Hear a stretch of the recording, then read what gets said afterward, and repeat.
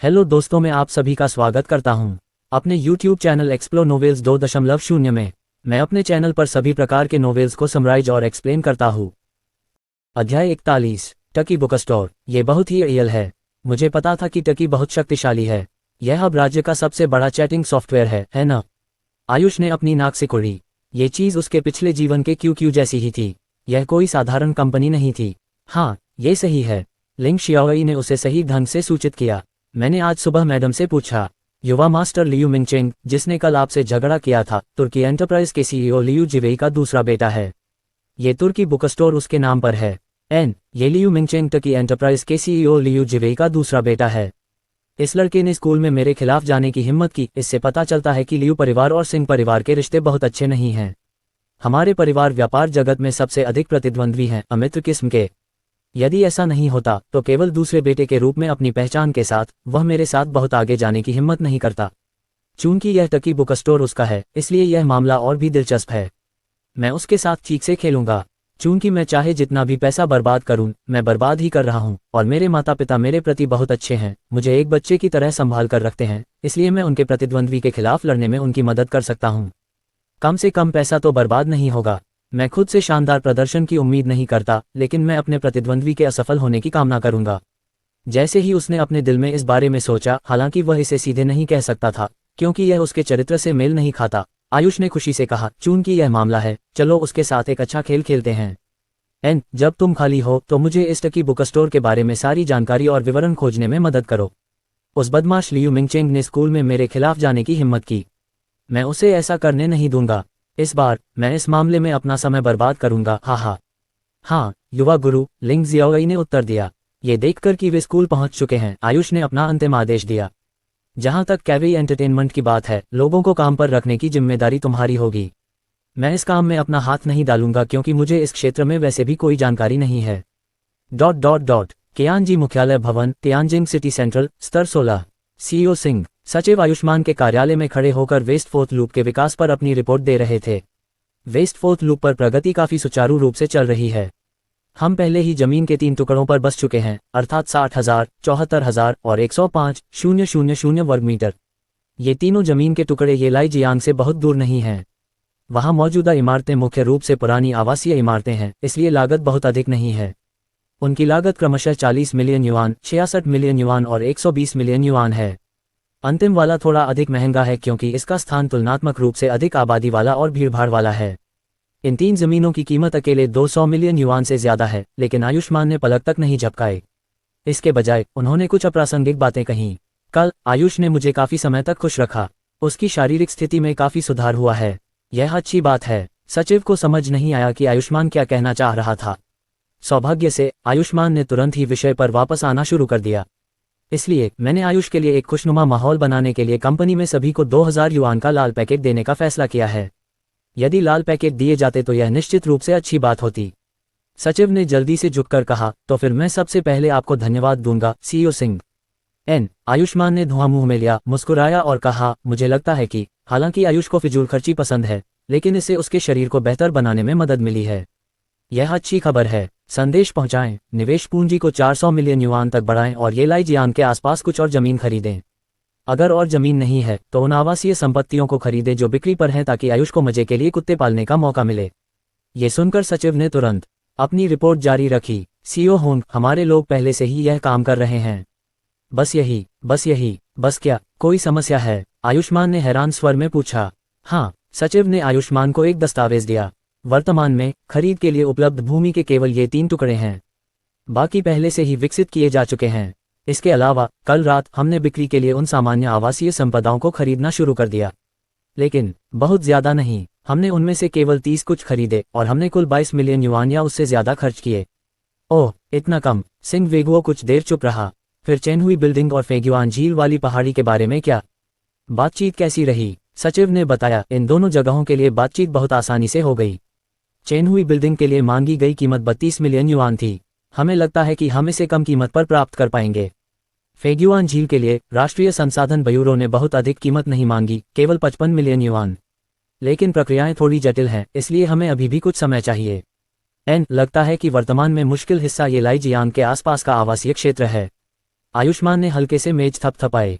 जमीन का वह टुकड़ा भी खरीदने की पूरी कोशिश करो, फिर हम ये लाइजियांग के आसपास की सारी जमीन के मालिक बन जाएंगे। जहां तक आवासीय संपदा की बात है, व्यापार सेवा विभाग से कुछ सोचने के लिए कहो। मेरा लक्ष्य ये लाइजियांग के आसपास की सारी जमीन का मालिकाना हक हासिल करना है ताकि अगली बार योजना बनाना और विकास करना आसान हो जाए। हाँ, सीईओ सिंह। नवीनतम आदेश प्राप्त करने के बाद सचिव मुड़ा और कमरे से बाहर निकल गया और ऐसा करते हुए उसने हल्के से दरवाजा बंद कर दिया। सचिव के जाने के बाद आयुष्मान ने नक्शे को ध्यान से देखा। ये लाइजियांग का स्थान पश्चिम की ओर अधिक है और इसे चौथे लूप के बाहरी रिंग में माना जा सकता है।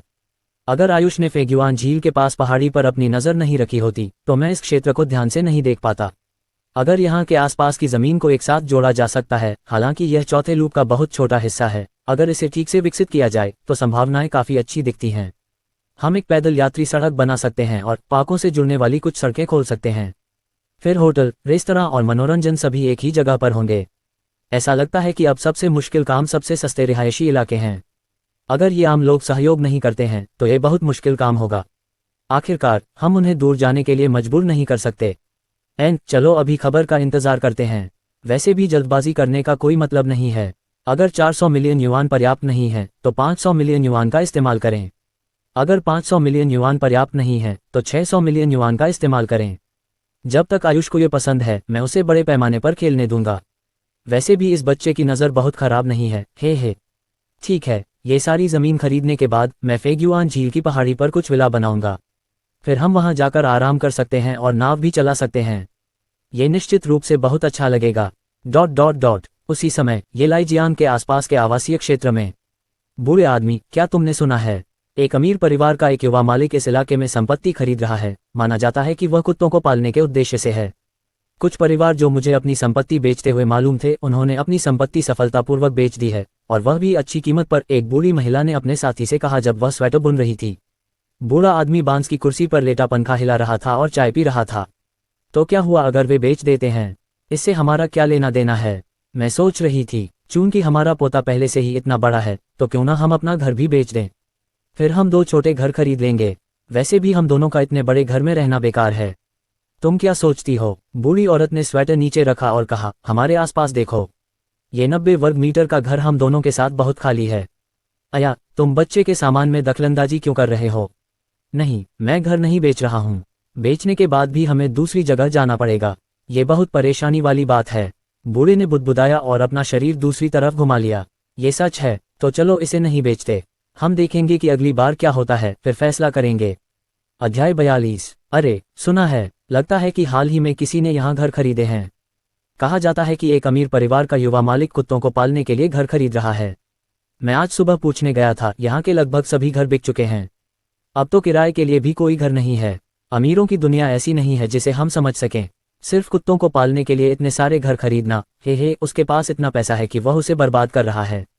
क्या ये सच नहीं है? कई मिलियन सिर्फ कुत्तों को पालने में खर्च हो गए। ओह हाँ, मैंने सुना है कि उसके कुत्तों की देखभाल करने वालों को 1000 युआन प्रति महीने वेतन के साथ साथ रहने के लिए जगह भी मिलती है। यह आदमी वाकई बहुत बड़ा बदमाश है। मैंने पहले कभी ऐसा कुछ नहीं देखा। ... ये लाइजियांग के पास आवासीय क्षेत्र में कुत्तों के भौंकने की आवाज लगातार सुनाई दे रही थी। Woof woof woof woof woof woof. अरे, कोई इस तरह कैसे जी सकता है? सुबह सुबह किसका कुत्ता मौत की तलाश में है? और यह सिर्फ एक नहीं बल्कि कई कुत्ते हैं। एक आदमी ने गुस्से में अपने सिर को कंबल से ढक लिया, लेकिन थोड़ी देर बाद उसने कंबल फेंक दिया। मैं अब और बर्दाश्त नहीं कर सकता। मैं किसी को मारने जा रहा हूँ।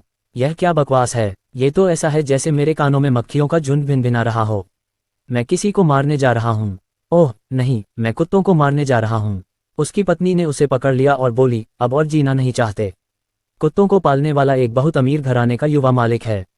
कहते हैं कि उसने अकेले कुत्तों को पालने के लिए ही दर्जनों घर खरीदे हैं। तुम उससे कैसे जीत पाओगे? बस इंतजार करो, कुछ समय बाद स्थिति सुधर जाएगी। क्या बकवास है? यह एक उपद्रव है। एक उपद्रव? मैं उस पर मुकदमा करने जा रहा हूँ। वह आदमी बड़बड़ाया, जाहिर तौर पर जानता था कि मुकदमा जीतने की संभावना बहुत कम थी। अंत में उसने गुस्से में अपने सिर को फिर से कंबल से ढक लिया। भले ही हम उसके खिलाफ लड़ न सकें, लेकिन क्या हम उससे छिप नहीं सकते? अगर वह मुझे नाराज करता है तो मैं उसे घर बेच दूंगा। हम बस चले जा सकते हैं। ... वहां जो कुछ हो रहा था उसकी परवाह न करते हुए आयुष में वापस आकर वह अब फिर से कक्षा में बेफिक्र होकर सो रहा था। पिछले जन्म में विश्वविद्यालय से सम्मान के साथ स्नातक करने वाले व्यक्ति के लिए हाई स्कूल की शिक्षाएं बहुत सरल थीं। चाहे वह शिक्षा सुने या न सुने, उसके लिए कोई मायने नहीं रखता था।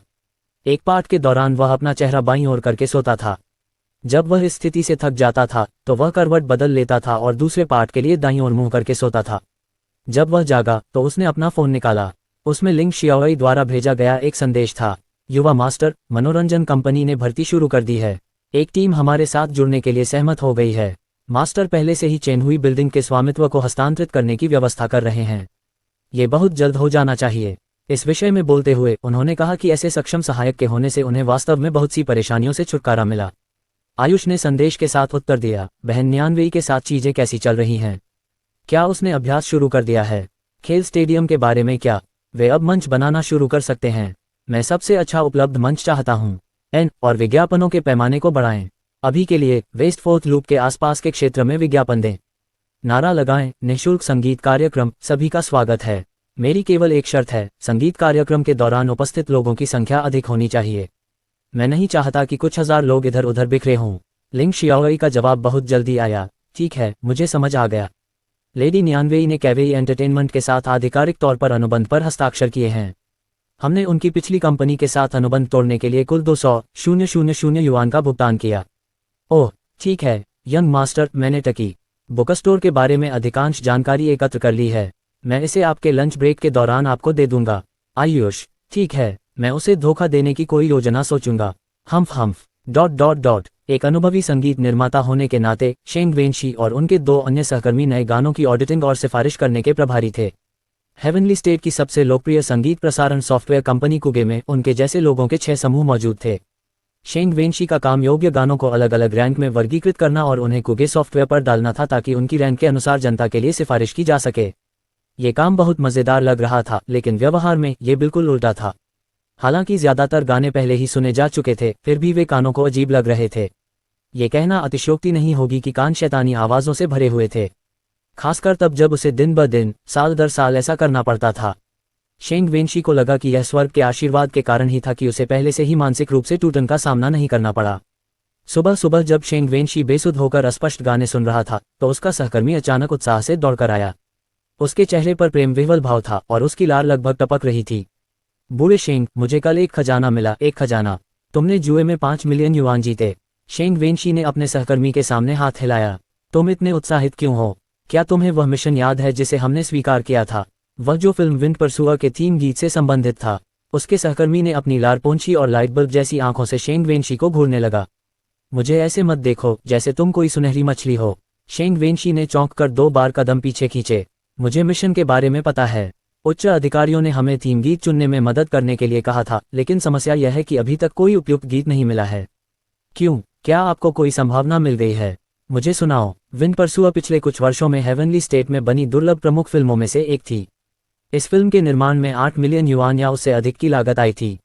यह विज्ञान कथा शैली की थी और साल की सबसे प्रतीक्षित फिल्म थी। यह न केवल सबसे प्रतीक्षित फिल्मों में से एक थी, ये सबसे प्रतीक्षित फिल्म थी।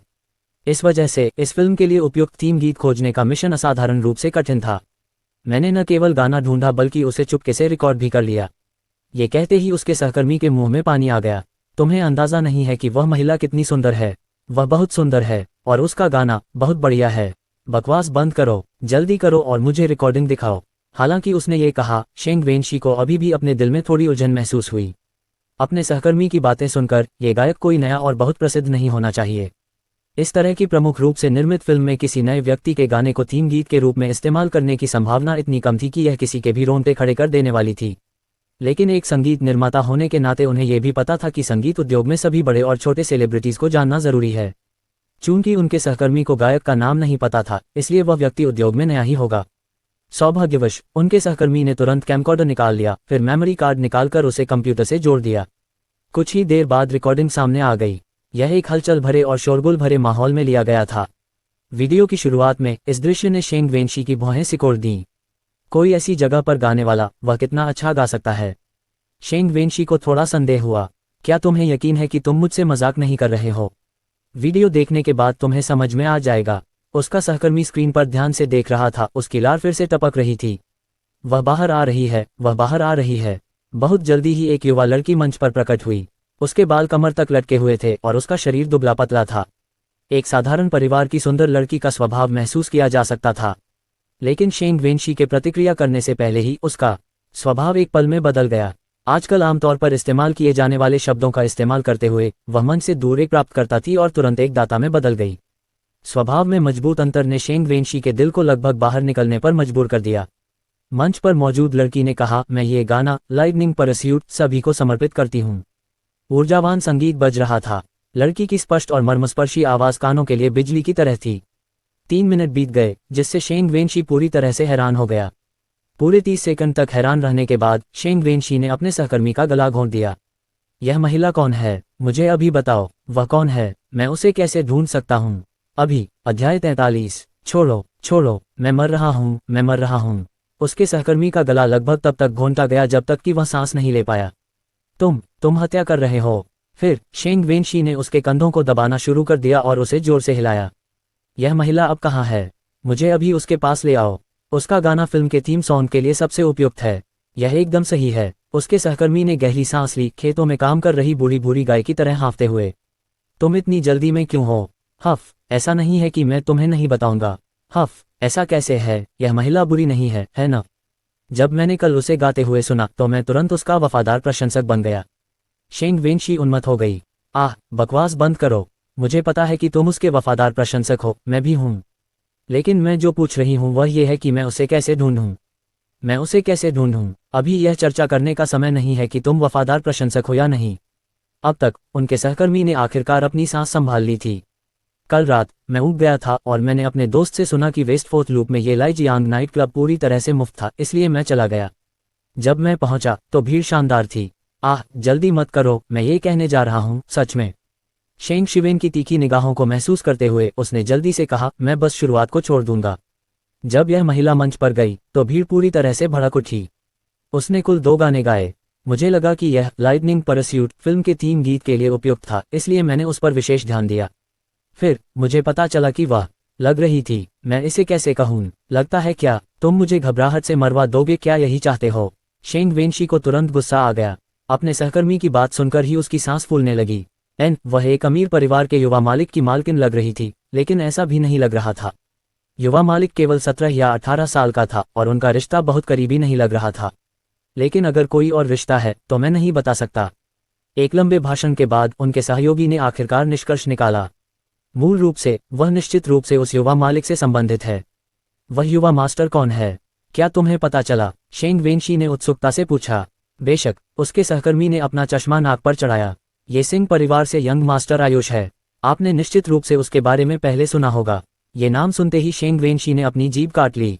सिंह परिवार से आयुष, कुख्यात भटकल। उस भटकल को यह असाधारण गायक कहाँ से मिला? मुझे ये कैसे पता चलेगा? उसके सहकर्मी ने शेंग वेनशी की कोहनी पर वार किया। हे ओल्ड शेंग, मैंने सुना है कि 2 दिनों में यंग मास्टर आयुष वेस्टफोर्थ लूप स्पोर्ट्स स्टेडियम में इस महिला के लिए एक संगीत कार्यक्रम आयोजित करेंगे और यह पूरी तरह से मुफ्त होगा। उस दिन इसमें संकोच की क्या बात थी? शेंग वेनशी ने तुरंत निर्णय ले लिया। जाओ, बेशक हम चलेंगे। मैं साथ चलने के लिए कुछ और अनुभवी संगीत निर्माता ढूंढूंगा। ओह ठीक है, और जो कंपनी फिल्म बना रही है उनसे भी पूछो। हम उस दिन अच्छी तरह से देखेंगे। अरे, स्वर्ग वास्तव में मेरे पक्ष में है। जल्दी करो, वीडियो फिर से चलाओ। हालांकि प्रभाव थोड़ा ज्यादा शोरगुल वाला है, फिर भी यह शानदार लगता है। ... आयुष दोपहर तक अचंभित होकर सोती रही और काफी दुखी महसूस कर रही थी। इस दुनिया में मनोरंजन संस्कृति वास्तव में बहुत खराब थी। ये कहना अतिशयोक्ति नहीं होगी कि अगर उसकी पिछली दुनिया में मनोरंजन सेवा को 100 अंक दिए गए थे तो इस दुनिया में केवल 50 अंक दिए जा सकते हैं। आयुष को सुनने लायक कोई भी गाना नहीं मिला। हालांकि संगीत की कोई सीमा नहीं थी, लेकिन उसने जो संगीत सुना उससे उसे हमेशा ऐसा महसूस होता था जैसे कोई उसके अंदर खरोंच रहा हो। जब वह उपन्यास पढ़ना चाहता था तो इस दुनिया के उपन्यास और भी असहनीय होते थे। वह कल ही जोंग दियान की वेबसाइट पर गया था जिसे उसने खरीदा था। वहां के उपन्यास पढ़ने लायक भी नहीं थे। दृश्य रूप से कहें तो इस दुनिया के उपन्यास निबंधों की तरह थे, न कि काल्पनिक समस्याओं के बारे में विलाप करने वाले, बल्कि वे भावनाओं को व्यक्त करने वाले थे। पूरा अंश सुंदर शब्दों से भरा था जो एक प्रभावशाली दृश्य का वर्णन करते थे, लेकिन उनमें कोई कहानी या कथानक नहीं था। क्या इस तरह का उपन्यास पढ़ने लायक था? इस सामान के सम्मोहक प्रभाव के कारण आयुष सुबह तक सोता रहा।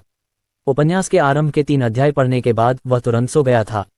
जब अंततः उन्हें एक ऐसा उपन्यास मिला जो काफी दिलचस्प था, तो कुछ समय बाद पढ़ने के लिए कुछ भी नहीं बचा था। अरे यह हसनीय है। आयुष इतने गुस्से में थे कि वे अपना फोन फर्श पर पटक देना चाहते थे।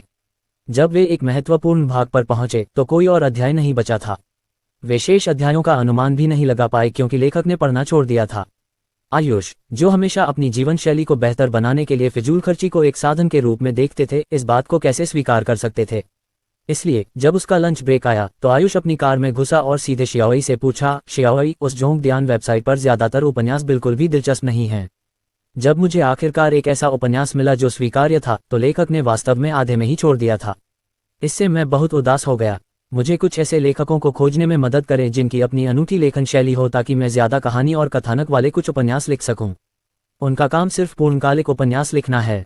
आयुष के शब्दों को सुनकर लिंग शियाओई हैरान रह गया और उसने पूछा, कहानी? क्या उपन्यास हमेशा वैसे ही नहीं होने चाहिए जैसे वे अब हैं? जब मैं कभी कभार उन्हें पढ़ता था तो मुझे लगता था कि वे काफी अच्छे हैं। आप एक साथ बहुत सारे उपन्यास नहीं पढ़ सकते। अगर आप ऐसा करेंगे तो आपको नींद आ जाएगी। यही मेरा मतलब है। ये उपन्यास नहीं हैं, बल्कि सम्मोहित करने वाली किताबें हैं। मैंने 5 अलग अलग उपन्यास पढ़े और 4 पाठों के लिए सोया। वे नींद की गोलियों से भी ज्यादा असरदार हैं।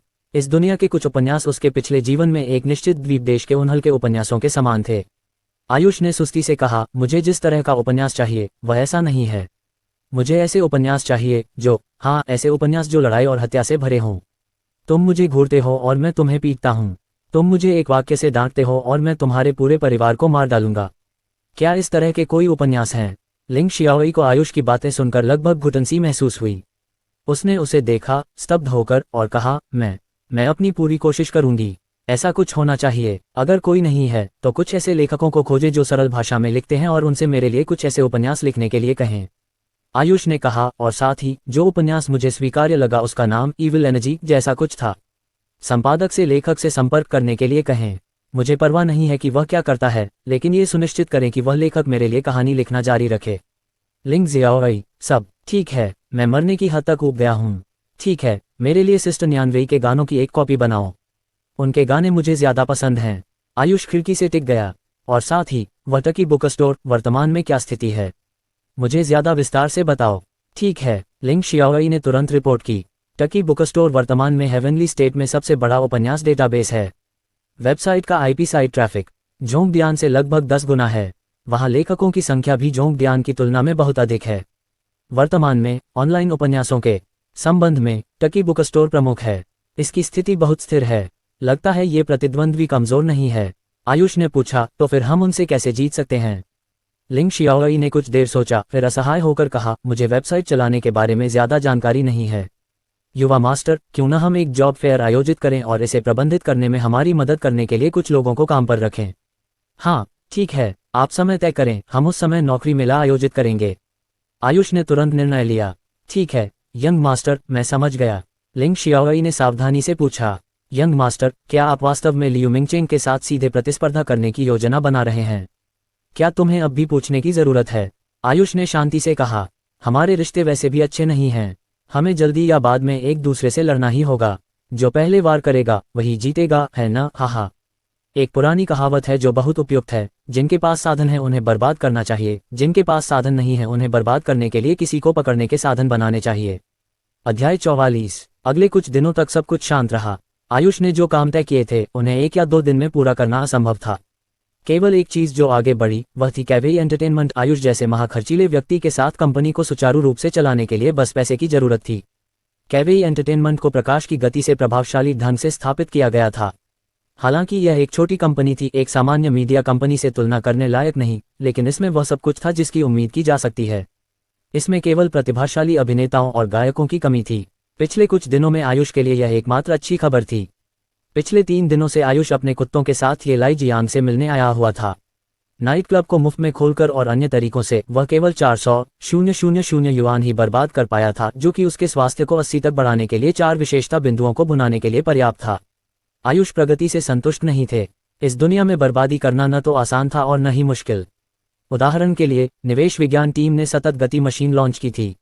कुछ मिलियन युआन या सैकड़ों मिलियन का निवेश करना इसे खतरे में डालना था। आयुष भले ही एक अपव्ययी व्यक्ति हो, लेकिन वह इतना मूर्ख नहीं था कि ऐसी किसी चीज में निवेश करे, या फिर वह विलासिता की वस्तुएं खरीद सकता था। लेकिन आयुष के लिए ये कारगर नहीं था, क्योंकि वह पहले से ही विलासिता की वस्तुओं से लदा हुआ था। एक अधिक या एक कम होने से कोई फर्क नहीं पड़ता। इस प्रकार आयुष के पास ज्यादा कुछ भी बर्बाद करने के लिए नहीं था। इसलिए एक बार जब कैवेई एंटरटेनमेंट ने अपने दरवाजे खोले तो आयुष ने काजल को जगह का निरीक्षण करने और फिल्में बनाने के तरीके का पता लगाने के लिए बुलाया। ऐसी आदर्श स्थिति के साथ कोई भी फिल्म न बनाना अफसोस की बात होगी। काजल और उसके पीछे के 9 अनुचरों के साथ आयुष ने चेनहुई बिल्डिंग की 9वीं मंजिल पर शान से प्रवेश किया। चेनहुई बिल्डिंग अब आयुष की थी। वह एक स्थानीय तानाशाह था जो अपनी मर्जी से कुछ भी कर सकता था। लोगों का समूह एक मजबूत कतार में बिल्डिंग में दाखिल हुआ। दरवाजे से बाहर निकलते ही उन्होंने मैनेजर झांग कई को कामगारों को निर्देश देते हुए देखा। इस तरह सामान को सही तरीके से और साफ सुथरे तरीके से रखें। सावधान रहें, ये महत्वपूर्ण प्रॉप्स हैं जो भविष्य में काम आएंगे। इन्हें नुकसान न पहुंचाएं, ये बहुत महंगे हैं। आयुष काजल के साथ आगे बढ़े और मुस्कुराते हुए पूछा, बहन झांग, प्रगति कैसी है? क्या ये हमारे लिए फिल्में बनाने के लिए तैयार है? यहाँ का माहौल अच्छा है न? झांग कई ने खुशी खुशी उनका अभिवादन किया। हाँ यंग मास्टर, नमस्ते यंग मास्टर। नमस्ते यंग मैडम। वे उसके रक्षक थे और सारे पैसे के स्रोत थे। झांग कई ने आयुष को बताया, मैं कंपनी में मदद करने के मामले में एक आम आदमी हूँ, लेकिन मैं जितना कर सकता हूँ कर रहा हूँ। वैसे भी मेरे पास करने के लिए कुछ नहीं है, कम से कम मैं मदद कर सकता हूँ और जगह का निरीक्षण कर सकता हूँ। फिलहाल हमने निर्देशक, निर्माता, कैमरामैन और लाइटिंग के प्रभारी लोगों को ढूंढ लिया है। एक बार जीर्णोद्धार पूरा हो जाने के बाद वे काम पर रिपोर्ट करने में सक्षम सिंह। बुरा नहीं है। आयुष ने उस जगह को ऐसे देखा जैसे किसी देश का नेता ग्रामीण इलाकों का दौरा कर रहा हो। जगह काफी बड़ी थी, लगभग 3000 वर्ग किलोमीटर। उसने सहमति में अपना सिर हिलाया। बहन झांग, आपको क्या लगता है कि हम फिल्में बनाने में कितना समय लगा सकते हैं?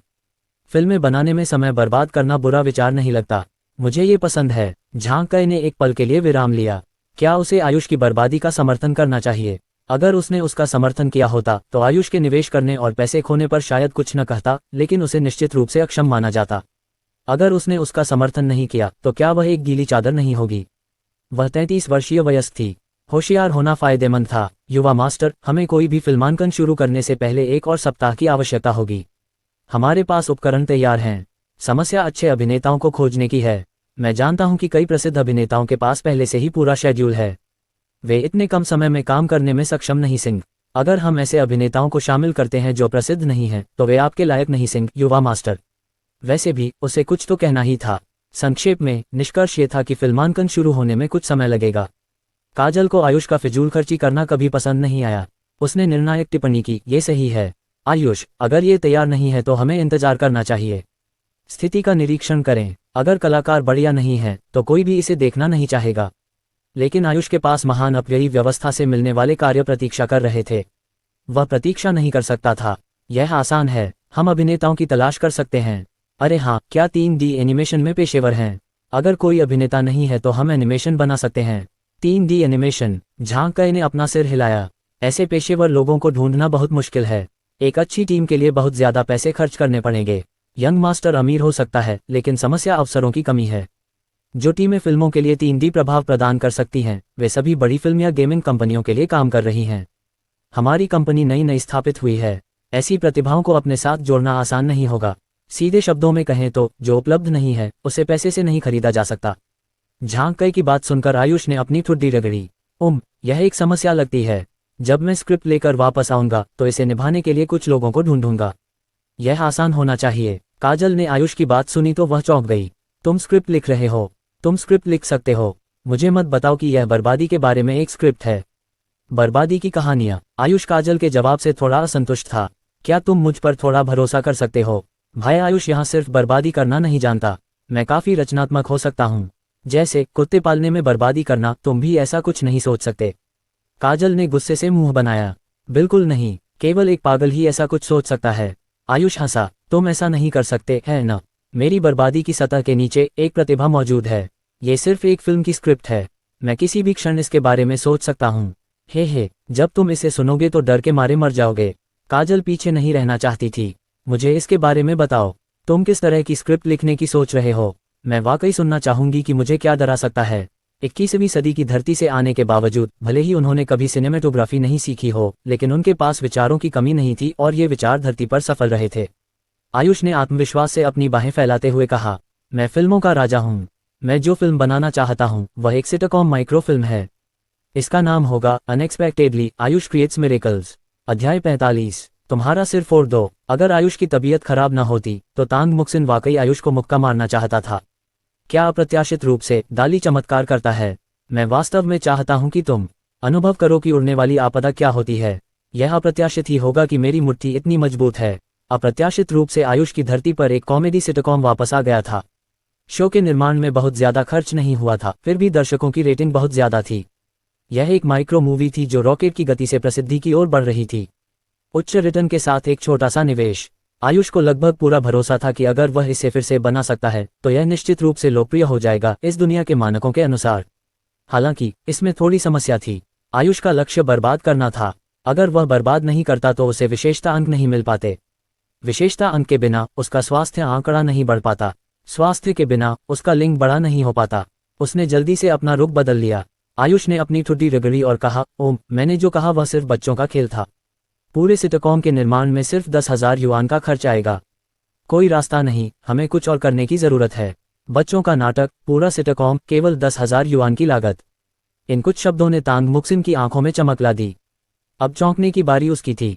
डाली, तुमने कहा था कि पूरे सिटकॉम के निर्माण में केवल 10,000 युआन का खर्च आएगा। क्या तुम गंभीर हो? क्या तुम मुझसे झूठ बोल रही हो? आयुष ने उत्सुकता से जवाब दिया, ये सच है। मैं आपसे झूठ क्यों बोलूंगा? कॉमेडी बनाने की लागत बहुत कम है। फिल्मांकन स्थान कमोबेश तय होता है। दृश्यों को बहुत ज्यादा संपादन की जरूरत नहीं होती। महत्वपूर्ण बात यह है कि लोग इसे देखने का आनंद लें। आयुष बस यूं ही सिटकॉम के बारे में सोच रहे थे, लेकिन एक सामान्य टिप्पणी ने श्रोता की रुचि जगा दी। तांग मुक्सिन को इस विचार में दिलचस्पी हो गई। डाली, आपने अनएक्सपेक्टेडली और डाली क्रिएट्स मिरेकल्स का जिक्र किया। कृपया मुझे इसे समझाएं। इस लड़की ने अचानक इसमें दिलचस्पी क्यों ली? आयुष हैरान थी। क्यों? क्या तुम दिलचस्पी रखती हो? क्या तुम मुख्य अभिनेत्री बनना चाहती हो? मेरी शिनशिन जैसी आकृति और सुंदरता के साथ तुम मुख्य अभिनेत्री के रूप में अजेय हो जाओगी। तो फिर मैं मुख्य अभिनेत्री क्यों न बन जाऊं? आयुष की हैसियत को देखते हुए उसे करोड़ों या अरबों डॉलर का निवेश करना ही सही लगा। लेकिन उसके पास इतना पैसा नहीं था और एक बार में इतना पैसा जुटाना असंभव था। ट्रांसफॉर्मर और आयरन मैन बाहर थे। उसके पास अनएक्सपेक्टेडली रह गया था। चूंकि इसने तांग मुक्सिन की दिलचस्पी जगा दी थी, इसलिए उसे समझाने में कोई बुराई नहीं थी। अगर वह मुख्य अभिनेत्री बनने को तैयार है तो मैं अनपेक्षित रूप से मुख्य अभिनेता बनने के लिए तैयार हूं। वांग दाचुई। प्रिय चुई चुई, ओम, आयुष, वांग दाचुई, ये दोनों नाम भी तुकबंदी लगते हैं। आखिरकार तांग मुक्सिन एक युवा लड़की थी। वह सिर्फ 18 साल की थी, आयुष की उम्र के बराबर। यह कोई आश्चर्य की बात नहीं थी कि उसे फिल्मों में दिलचस्पी थी। चूंकि आयुष पैसे बर्बाद करने को तैयार थी और निवेश भी बहुत कम था, इसलिए वह उसके साथ खेलने को तैयार थी। ठीक है, मैं मुख्य अभिनेत्री बनूंगी। डाली, तुम मुख्य अभिनेता बन सकती हो। क्या प्रोडक्शन से पैसे मिलेंगे? ये सिर्फ 10,000 से ज्यादा की कीमत वाला एक सिटकॉम है, क्या मुनाफा हो सकता है? आयुष ने तुरंत सहमति जताई। तांग मुक्सिन ने जो कहा था उसे सुनकर आयुष उसके साथ खेलने के लिए बहुत खुश था। वह कभी भी बर्बाद कर सकता था, लेकिन ये दुर्लभ था कि तांग मुक्सिन उसके साथ खेलने के लिए तैयार था। उसने अनएक्सपेक्टेडली में प्रसिद्ध पंक्तियों को अभिनय करना शुरू कर दिया। मेरा नाम वांग दाचुई है। अप्रत्याशित रूप से मुझे वेतन वृद्धि के साथ पदोन्नति मिली। मैं महाप्रबंधक बन गया, फिर मैं सीईओ बन गया। मैंने एक निष्पक्ष, अमीर और सुंदर महिला से शादी की और अपने जीवन के शिखर पर पहुंच गया। आयुष दिखने में तो बहुत सुंदर था, लेकिन वह स्वभाव से थोड़ा बेवकूफ था। उन पंक्तियों को पूरी गंभीरता से निभाने के लिए आसपास के सभी लोग हंसी से कांपने लगे। तांग मुक्सिन अपनी पतली कमर को बहुत जोर से हंसने से सीधा नहीं कर पाए। डाली, मुझे नहीं पता था कि तुम्हारा सेंस ऑफ ह्यूमर इतना बढ़िया है। तुम्हारी बात सुनकर ऐसा क्यों लगा? झांक कर भी जोर से हंसा। युवा मास्टर, आप इस तरह गंभीर होकर बहुत मजेदार लग रहे हैं। लिंग शियाओई ने अपनी हंसी छिपाने की कोशिश में पलट कर देखा। ये युवा मास्टर एक कॉमेडियन की तरह है। वह बस कुछ भी बोलकर लोगों को हंसा सकता है। अगर वह सिटकॉम बनाने में कामयाब हो जाता है तो दर्शकों की रेटिंग निश्चित रूप से आसमान छू जाएगी। हर कोई हंसते हुए जमीन पर लोटपोट हो रहा था। जब तांग मुक्सिन स्क्रिप्ट के लिए आयुष के पास पहुंची तो उसके पीछे से एक कोमल आवाज आई। आह, युवा मास्टर यहाँ हैं। नमस्ते युवा मास्टर। नमस्ते युवा मैडम। आयुष ने एक महिला को देखा जो एक सफेद ट्यूब टॉप ड्रेस में थी और उसमें नाजुक लेस लाइनिंग थी। लेस ने उसकी गोरी टांगों की ओर ध्यान आकर्षित किया, लंबी और सीधी, उसकी पिंडलियों की वक्रता को रेखांकित करते हुए। उसके बिना एक्सेसरी वाले काले बाल उसके कंधों और कानों पर गिरे हुए थे। उसके गोरे और मुलायम कानों पर छोटा सा छेद उसके बालों के माध्यम से स्पष्ट रूप से दिखाई दे रहा था। उसके चेहरे पर हमेशा एक हल्की मुस्कान रहती थी और उसकी आंखें चमकीली दिखती थीं। इतना प्रभावशाली प्रवेश करने वाली केवल वही लड़की हो सकती थी जिसने कैवे एंटरटेनमेंट को उसका आधा नाम दिया था। आयुष की नव अधिग्रहित कर्मचारी ली न्यानवेई। आयुष ने नाक सिकोड़ी। बहन न्यानवेई, उसने ली निन्यानवे की ओर खुद को फेंका, अपना हाथ उसकी नाजुक कमर के चारों ओर रखा और अपना सिर उसकी छाती से रगड़ा। बहन निन्यानवे, आप यहाँ हैं, मुझे बचाओ। आयुष को ली निन्यानवे को गले लगाते देख तांग मुक्सिन को पहले तो जलन हुई, लेकिन जब उसने आयुष की बात सुनी तो वह दंग रह गई। आयुष को कोई खतरा नहीं था, उसने ली निन्यानवे से उसे बचाने के लिए क्यों कहा था। जब वह सोच रही थी, आयुष चिल्लाए, मैं इन घटिया गानों को और नहीं सुन सकती, मुझे सिस्टर निन्यानवे के कोई भी गाने नहीं मिल रहे हैं, मैं इन दिनों सिर्फ सोने के अलावा कुछ नहीं कर रही हूँ। मैं गाने सुनना चाहती हूँ, मैं फिल्में बनाना चाहती हूँ, मैं बर्बाद करना चाहती हूँ। सिस्टर निन्यानवे, चलो तुम्हारे लिए एक एल्बम रिकॉर्ड करते हैं, मैं कुछ लाख एल्बम बनाना चाहती हूँ और उन्हें बार बार सुनना चाहती हूँ। आयुष सचमुच एक रोल पर था।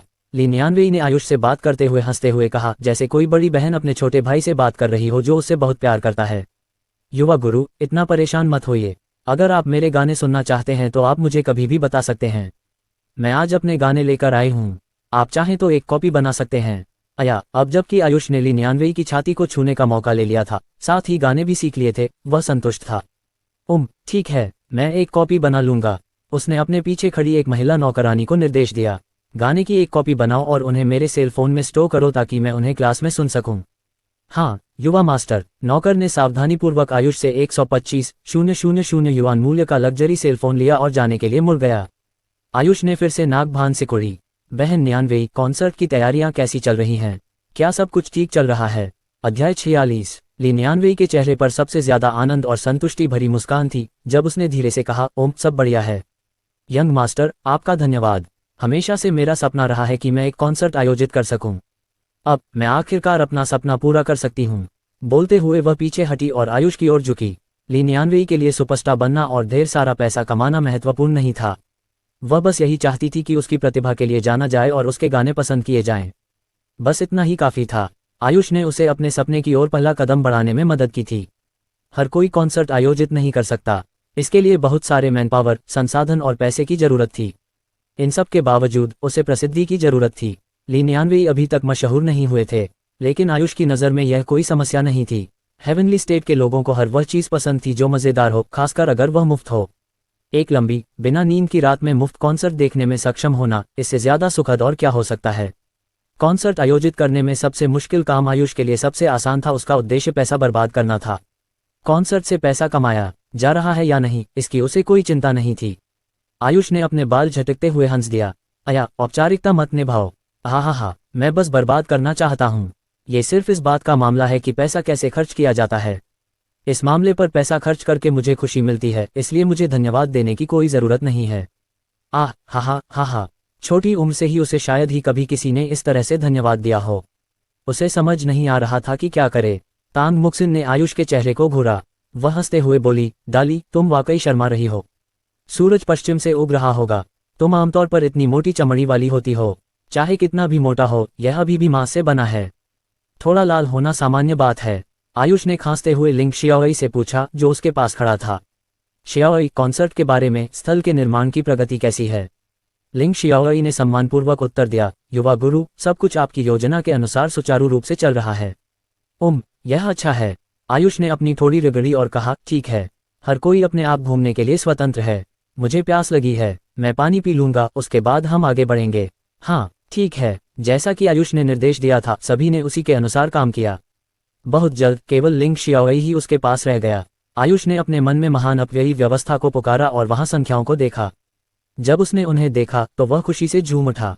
वर्तमान अपव्यय मूल्य 2051,874 युआन, 2 मिलियन। वाह, एक कॉन्सर्ट की कीमत 2 मिलियन युआन थी। कमाल है। हर कोई कॉन्सर्ट आयोजित करके पैसे खोने से डरता था कि पर्याप्त लोग नहीं आएंगे, डरता था कि कमाए गए पैसे से लागत पूरी नहीं हो पाएगी। आयुष को सबसे ज्यादा डर इस बात का था कि वह पर्याप्त पैसा बर्बाद न कर दे, फिर उसके विशेषता अंक नहीं बढ़ेंगे। बिना कुछ कहे या सोचे उसने सभी विशेषता बिंदुओं को अपने स्वास्थ्य आंकड़ों में जोड़ दिया। आयुष की नज़र से वह खुद को सुनहरी रोशनी में चमकता हुआ देख सकता था, ठीक वैसे ही जैसे उपन्यासों में जब अनुभवी अगले स्तर पर पहुंचते हैं तो चमक पूरे 30 सेकंड तक रहती है, फिर धीरे धीरे कम होने लगती है। अरे यह आरामदायक था, बहुत ज्यादा आरामदायक। आयुष ने खुद को फैलाया, उसके शरीर की हर कोशिका खुशी से रो रही थी। केवल एक पूरी तरह से स्वस्थ व्यक्ति ही ऐसा महसूस कर सकता है। तो जब स्वास्थ्य के आंकड़े एकदम सही थे तो ऐसा ही महसूस हुआ। बिना बड़ा चढ़ाकर कहे, आयुष को एक नवजात शिशु की तरह स्वस्थ महसूस हुआ, दुनिया की ऊर्जा को अवशोषित करने की क्षमता के साथ। आमतौर पर ऐसा ही महसूस होता था। सिस्टम से आए आवाज़ उसके दिमाग में गूंज उठी, होस्ट का स्वास्थ्य आंकड़ा 100 पॉइंट पूरे पॉइंट पर पहुंच गया है। जब होस्ट के 5 आंकड़े पूरे पॉइंट पर पहुंच जाएंगे तो सिस्टम अपग्रेड हो जाएगा। छोटे प्रोडिगल को बड़े प्रोडिगल में अपग्रेड किया जाएगा। क्या ये व्यवस्था केवल छोटे मोटे अपव्यय करने वालों के लिए थी? बड़े अपव्यय करने वालों के लिए ये कैसी थी? भूल जाओ, ये सोचने का समय नहीं था। ये बहुत खुशी का दिन था। मुसीबतें कभी एक साथ नहीं आती, जबकि किस्मत कभी अकेले नहीं आती। अपने स्वास्थ्य के पूर्ण होने के बाद अगली बात अपनी यौन क्षमता को बढ़ाना था। यही वह बात थी जिसकी आयुष को सबसे अधिक परवाह थी। यौन क्षमता के बिना वह एक आदमी कैसे हो सकता था? ताकत और सजगता का इंतजार किया जा सकता था, वे महत्वपूर्ण नहीं थे। वैसे भी वह किसी से लड़ाई करने वाला नहीं था। मैं खूब खर्च करना चाहता हूँ, मैं लुटाना चाहता हूँ, मैं अपनी यौन क्षमता बढ़ाना चाहता हूँ, मैं चाहता हूँ कि छोटा लिंग बड़ा हो जाए। ... केआनजी मुख्यालय भवन, तियानजिंग सिटी सेंट्रल, स्तर 16। सचिव आयुष्मान के कार्यालय में खड़े होकर वेस्ट फोर लूप्स के विकास संबंधी अपडेट रिपोर्ट कर रहे थे। CEO Ayushman, west four loops का विकास सुचारू रूप से चल रहा है। फेग्युआन झील और पहाड़ को मंजूरी मिल गई है। 1 और सप्ताह के समय में वे यंग मास्टर डाली के नाम पर होंगे। चेनहुई बिल्डिंग का अधिग्रहण लगभग पूरा हो चुका है। पहले खरीदे गए 3 भूखंडों की सफाई शुरू हो गई है और तेजी से आगे बढ़ रही है। आयुष्मान ने चाय पीते हुए मुस्कुराया। बढ़िया काम। जब से आयुष्मान को पता चला कि आयुष की सेहत में सुधार हुआ है, तब से उसका मूड बहुत अच्छा है। जब उसने अपनी पत्नी लेन रुक्सी को डेट करना शुरू किया था, तब से ही उसका मूड बहुत अच्छा है। सचिव ने आगे कहा, फिलहाल 3 भूखंडों के लिए ब्लूप्रिंट की योजना शुरू हो गई है, लेकिन इसे अभी अंतिम रूप दिया जाना बाकी है। सांगली के मुख्य नियंत्रक के रूप में आयुष्मान का निर्णय इस पैमाने पर विकास के लिए आवश्यक था। आयुष्मान ने खड़े होकर येलाई जियांग के आसपास के नए मुद्रित मानचित्र को खोला। उसने अपनी ठुड्डी को रगड़ते हुए खुद से बात की, यह एक अच्छी जगह है, लेकिन अगर मैं इस जगह को विकसित करना चाहता हूं तो मैं बहुत लापरवाह नहीं हो सकता। उसने कुछ देर सोचा और कहा, दाली उस मनोरंजन कंपनी में चला गया जिसमें उसने काम करना शुरू किया था। लगता है कि वह बदमाश अब फिल्मों में हाथ आजमाना चाहता है। आयुष्मान अचानक फिर से बोला, ओह हाँ, दाली ने क्या कहा था कि वह फेग्युआन झील के पास क्या करना चाहता है?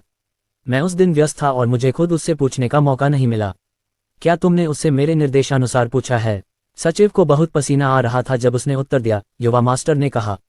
युवा मास्टर ने कहा। वह एक पल के लिए रुका, फिर निर्णायक रूप से कहा, युवा मास्टर ने कहा कि वह वहां एक गांव बनाना चाहते हैं और माउंट लियांग के दलदल की तरह बनना चाहते हैं, पहाड़ का राजा बनना चाहते हैं। आयुष्मान जोर से हंसा, हा, ये बदमाश, इसे यह विचार कैसे सूझा? मुझे सोचने दो। उसने फिर से नक्शे को देखा और उसकी आंखें चमक उठीं। उसने नक्शे पर एक वक्र बनाया। ये जगह तियानजिंग पर्वत से बहुत दूर नहीं है। आयुष्मान ने अचानक चिल्लाते हुए कहा, जियो जाओ, मेरे निर्देश तुरंत पहुंचाओ। भूमि और संसाधन ब्यूरो से संपर्क करें और पूछें कि क्या तियानजिंग पर्वत और फेग्युआन झील के पास की जमीन का मालिक कोई है। अगर कोई नहीं है तो सोचिए कि इन चंद पहाड़ों को कैसे खरीदा जाए। अध्याय 47। शनिवार 26 अप्रैल 2014 शाम 7:30 बजे वेस्ट फोर लूप स्टेडियम के आसपास का 2 किलोमीटर का दायरा लोगों और कारों से खचाखच भरा हुआ था।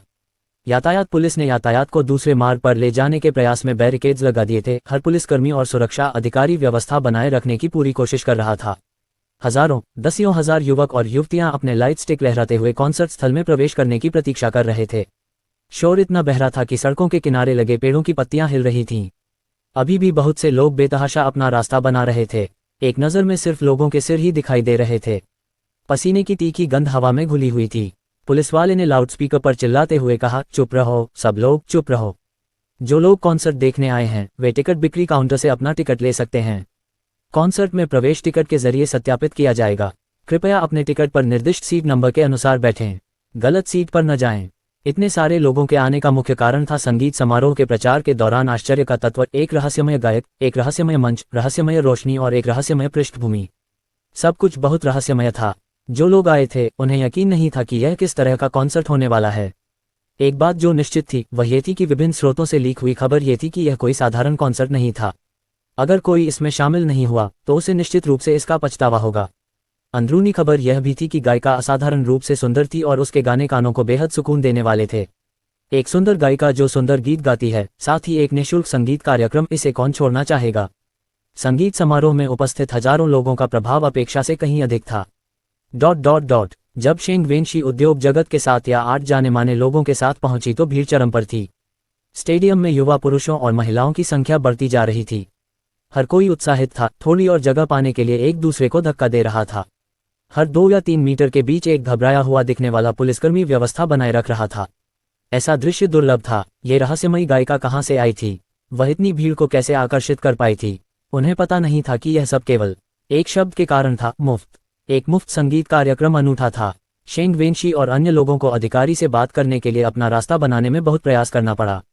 शेंग वेनशी ने अपनी शर्ट की जेब से अपना पहचान पत्र निकाला और उसे लहराकर अधिकारी का ध्यान आकर्षित करने की कोशिश की, लेकिन अधिकारी को उस पर ध्यान देने में कुछ समय लगा। मैं आपकी क्या मदद कर सकता हूँ? शेंग वेनशी ने उत्सुकता से कहा। हम अनुभवी संगीत निर्माता हैं। मैं शेंग वेनशी हूँ। मैं कोगे म्यूजिक अनुशंसित गीत चार्ट का प्रभारी हूँ। ये उद्योग से हमारे अच्छे दोस्त हैं। हम यहाँ विशेष रूप से इसलिए आए हैं क्योंकि हमने सुना है कि आज यहाँ एक बहुत ही प्रतिभाशाली गायक संगीत कार्यक्रम आयोजित कर रहा है। क्या आप हमें जाने देंगे? ये व्यक्ति कोगे म्यूजिक से था और उसके पास बहुत सारे संसाधन थे। अधिकारी ने उसके साथ बुरा व्यवहार करने की हिम्मत नहीं की। उसने धीरे से कहा, कृपया थोड़ी देर प्रतीक्षा करें, मैं अपने बॉस से पूछूंगा।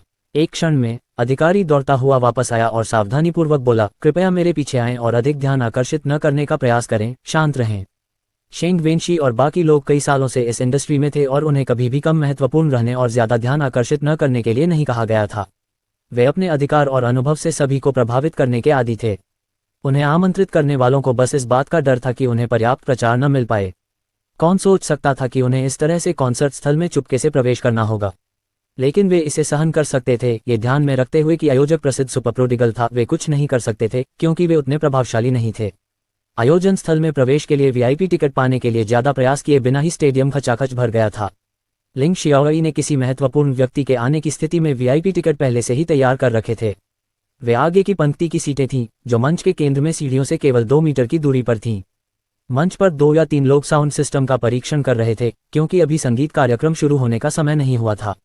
शेंग वेनशी अभी बैठा ही था कि वह उस अजीब दृश्य को देखकर चौंक गया। अरे, यह क्या है? आमतौर पर लाइटिंग को एडजस्ट किया जाता, लेकिन कॉन्सर्ट स्थल पर बिल्कुल अंधेरा था।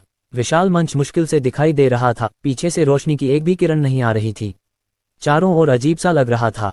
बूढ़े शेंग, क्या ये जगह अधूरी है? किनारे पर इतनी सारी क्रेन क्यों हैं? और धातु की मचान भी। क्या हो रहा है? एक अधेड़ उम्र के आदमी ने शेंग वेनशी को धक्का दिया। ये कॉन्सर्ट हर तरफ से इतना अजीब क्यों लग रहा है? शेंग वेनशी भी स्थिति को समझ नहीं पाए। उन्होंने माथे से पसीना पोंछा और फुसफुसाए, मुझे भी ऐसा ही लगता है। चारों ओर देखो, 1, 2, 3, 4, कम से कम 10 क्रेन हैं। भले ही मंच का निर्माण पूरा नहीं हुआ हो, लेकिन इतनी क्रेन नहीं होनी चाहिए। इसके अलावा वहां ढलानों का उद्देश्य क्या है? ये सब बहुत अजीब है। उन्होंने चारों ओर देखा, लेकिन वे स्थिति को समझ नहीं पाए। स्टेडियम में लोगों की संख्या बढ़ती जा रही थी। उन्होंने पीछे मुड़कर देखा तो सिर्फ लोगों के सिर दिखाई दे रहे थे। वे सभी संगीत उद्योग के दिग्गज थे और अनगिनत संगीत समारोहों में भाग ले चुके थे। एक नज़र में उन्होंने अनुमान लगाया कि वहां लगभग 30,000 लोग थे। शेंग वेनशी ने अपना सिर हिलाया।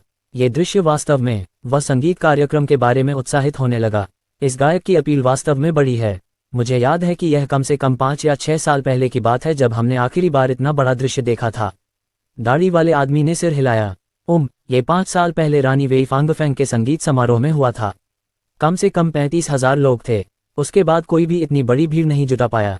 हाँ, ओल्ड शेंग, क्या आपको लगता है कि आज के गायक उतने ही सक्षम हैं? चश्मा पहने एक और आदमी मुस्कुराया। मुझे लगता है कि ऐसा इसलिए है क्योंकि यह मुफ्त है। अगर कॉन्सर्ट में पैसे खर्च होते तो शायद दृश्य वैसा न होता। सच? शेंग वेनशी मुस्कुराई और बोली, ये जल्द ही शुरू हो जाना चाहिए। आओ, अभी देखते हैं। ऐसा लग रहा था जैसे उनके शब्दों ने संगीत समारोह की शुरुआत का संकेत दे दिया हो, क्योंकि स्टेज के बीच वाले हिस्से को छोड़कर पूरे स्टेडियम में रोशनी चमक उठी थी। बारिश की आवाज़ धीरे धीरे स्टेडियम में भर गई और एक दुबली पतली महिला उभरकर स्टेज पर खड़ी हो गई। वह महिला पूरी तरह अंधेरे में खड़ी थी। उसके पीछे से आती हल्की रोशनी से उसका आकार देखा जा सकता था। एक पतली, सुंदर, सुनहरे अनुपात वाली आकृति। वह दोषहीन थी। वह यहाँ है, वह यहाँ है। शेंग वेनशी को महसूस हुआ कि उसके दिल की धड़कनें बढ़ गई हैं क्योंकि वह महिला की प्रशंसा करने लगा। बाकी सबको देखे बिना सिर्फ इस छाया ने आज की यात्रा को सार्थक बना दिया है। जब भीड़ सहमति में अपना सिर हिला रही थी, तभी इंजन स्टार्ट होने की आवाज़ सुनाई दी। 2 काले रंग की सोआरिंग एंजल स्ट्रेच लिमोजीन धीरे धीरे स्टेडियम में घुसी और प्रत्येक लिमोजीन के पीछे एक काला प्रेय एंजल था।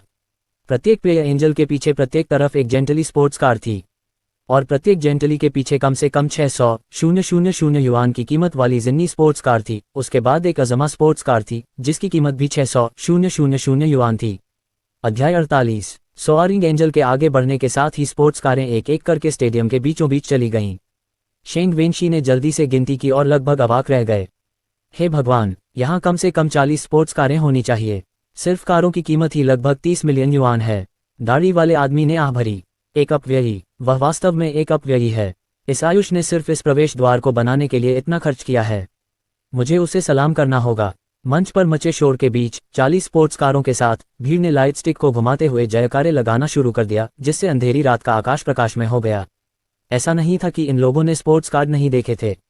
ये पहली बार था जब उन्होंने एक साथ इतनी सारी स्पोर्ट्स कारें देखीं, खासतौर पर सोआरिंग एंजल्स जो बेड़े का नेतृत्व कर रही थी। इसकी कीमत 4 मिलियन युआन से ज्यादा थी। एक सामान्य व्यक्ति को अपने जीवन में एक बार भी असली सोआरिंग एंजल देखने का मौका नहीं मिल सकता, एक साथ दो देखने का तो सवाल ही नहीं उठता। भीड़ पागल कैसे न हो जाए। एक क्षण में दर्शकों में गायिका की पहचान जानने की जिज्ञासा और भी बढ़ गई। वह कहाँ से आई थी? उन्हें शायद ही पता था कि यह असाधारण लाइनअप आयुष द्वारा विशेष रूप से व्यवस्थित किया गया था ताकि वह फिजूल खर्ची कर सके। दो सोआरिंग एंजल्स ने 40 स्पोर्ट्स कारों के बेड़े के साथ मंच के चारों ओर घूमना शुरू कर दिया। मंच के 2 चक्कर लगाने के बाद सोआरिंग एंजल्स ने मंच के पीछे ढलान पर चढ़ना शुरू कर दिया। सभी 40 स्पोर्ट्स कारों ने अलग अलग ढलानों पर अलग अलग कोनों पर चढ़ना शुरू कर दिया। कुछ ढलान 10 डिग्री, कुछ 20, कुछ 30 डिग्री पर ऊंचे थे। कम बम्पर वाली कारों ने मंच पर स्टील की प्लेटों पर चढ़ना शुरू कर दिया। क्रेन ने इन कारों को हवा में उठाना शुरू कर दिया। शेंग वेनशी अवाक रह गया। ये क्या स्थिति है? दाढ़ी वाला आदमी स्तब्ध रह गया। कॉन्सर्ट स्थल पर सन्नाटा छा गया। हर कोई स्थिति और आयोजक की मंशा को समझने की कोशिश कर रहा था। इसके तुरंत बाद भीड़ पागल हो गई। सोआरिंग एंजल्स की हेडलाइट्स अचानक चालू हो गईं, उसके बाद प्रे एंजल्स की हेडलाइट्स भी चालू हो गईं। बाकी सभी स्पोर्ट्स कारों की हाई बीम हेडलाइट्स और फॉग लाइट्स भी चालू हो गईं। सारी रोशनियां एक ही स्थान पर चमक रही थीं, मंच के बीच में खड़े गायक ली नियानवेई पर।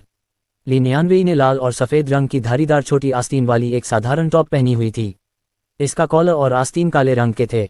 कारीगरी बेहद बढ़िया थी, जिससे वह खूबसूरत दिख रही थी। गोल कॉलर से उसकी खूबसूरत कॉलरबोन दिख रही थी। हल्के नीले रंग की शॉर्ट्स उसकी गोरी और पतली जांघों के ऊपर थी। उसके काले रंग के लोकट बूट साधारण और सुरुचिपूर्ण थे। उसके बाएं हाथ की पतली लाल चूड़ियां हेडलाइट्स के प्रतिबिंब के साथ चमक रही थीं। उसका चेहरा एक क्लासिकल अंडाकार आकार का था, जो एक आदमी की हथेली से थोड़ा ही बड़ा था। वह इतनी परफेक्ट लग रही थी, ऐसा लग रहा था मानो वह किसी मंगा से निकली हो। एक आम खूबसूरत महिला की बड़ी आंखों से अलग उसकी आंखें बड़ी, चमकीली और चमकदार थीं। उसकी आंखों में उदासी का भी एक रंग था। ऐसा लग रहा था जैसे वह अपना दिल खोलकर कह रही हो। उसकी नाक लंबी और सीधी थी और उसके पतले मुलायम चेरी होंठ रूबी लाल रंग में मादक लग रहे थे। उसके गोरे कानों से 2 चांदी की अंगूठियां लटक रही थीं। उसके लंबे काले बाल झरने की तरह बह रहे थे, जो उसके पतले कंधों पर गिर रहे थे। वह सचमुच बहुत सुंदर थी। कोई भी उसके बारे में कुछ और नहीं सोच सकता था। मंच वाकई शानदार और खूबसूरती से सजाया गया था। उसके पीछे की रोशनी इतनी चमकदार और भीड़ को चौंका देने वाली थी कि वे सभी अवाक और अवाक रह गए। हे भगवान, शेंग वेनशी लगभग अपनी ही लार में डूब गया। कॉन्सर्ट की इतनी चौंकाने वाली शुरुआत, इस बदचलन आदमी को ये कैसे सूझा? स्टेज पर रोशनी के लिए 30 मिलियन युआन की कारों की हेडलाइन का इस्तेमाल करना। दाढ़ी वाले आदमी ने बड़बड़ाते हुए कहा, यह महाव्यर्थ है। आज यहाँ आना मेरे लिए बहुत सही था। शायद किसी को अपने जीवन में एक बार भी ऐसा दृश्य देखने का मौका न मिले। स्टेज लाइटिंग के रूप में 40 से अधिक लग्जरी कारों की हेडलाइट्स का उपयोग करने के लिए क्या मैं भगवान को अपनी मध्यमा उंगली दिखा सकता हूँ? अरे, क्या वह भी मेरी ही दुनिया में है? वह खुद को कोसने से नहीं रोक सका, हालांकि वह आमतौर पर दिखावा करना पसंद करता था। हम सभी एक ही दुनिया के हैं। हमारी दुनियाओं के बीच इतना बड़ा अंतर कैसे है? इस झटके के बाद उसका पूरा शरीर कमजोर महसूस करने लगा। मैं वाकई प्रभावित हूँ। यह महाव्यर्थ। मैं प्रभावित हूँ। मुझे नहीं पता था कि इस तरह की कला बर्बादी से उभर सकती है। मैं इसे गलत नजरिए से देख रहा हूँ। मैं जरूर गलत नजरिए से देख रहा हूँ। ली नियानवेई ने अभी तक गाना शुरू नहीं किया था, लेकिन भीड़ लगभग नियंत्रण से बाहर हो चुकी थी। बेहतरीन लाइनअप, असाधारण विलासिता और एक बेहद खूबसूरत महिला। ऐसा लग रहा था कि यह सब भीड़ को यह साबित कर रहा था कि उन्होंने इस कॉन्सर्ट में भाग लेने का सही फैसला किया है। ये कॉन्सर्ट निश्चित रूप से जीवन भर चर्चा का विषय रहेगा। इस समय ली नियानवेई को गाते हुए सुने बिना ही दर्शक पूरी तरह से पागल हो चुके थे। उन्हें शायद अभी तक उसका नाम भी नहीं पता था, लेकिन वे जानते थे कि इतने खूबसूरत दृश्य से उभरी यह खूबसूरत महिला निश्चित रूप से मनोरंजन उद्योग में अपना नाम बनाएगी। पूरी दुनिया में केवल वही इस योग्य होगी कि वह शिखर पर खड़ी हो सके। देवी, वह एक देवी है। यह विचार हर किसी के मन में कौंधा। हर भौं के बीच दिल पर उकेरें। हर स्ट्रोक के बीच चिंतनशील विचारों से भरा हुआ भीगा हुआ स्याही का रंग बहता है। हजारों अक्षर क्लासिक एक सभी पीले हो गए हैं। आयुष ने ली नियानवेई के लिए उद्घाटन गीत के रूप में ये गीत rolling up the beaded curtain लिखने के लिए विशेष रूप से कैवे एंटरटेनमेंट का दौरा किया था। ये गीत कानों को सुकून देने वाला था। धुन व्यंजनापूर्ण और सुरीली थी, बिना किसी दिखावटीपन के ग्लैमरस और मादक रूप से आकर्षक। ये गीत स्टेडियम में गूंज उठा।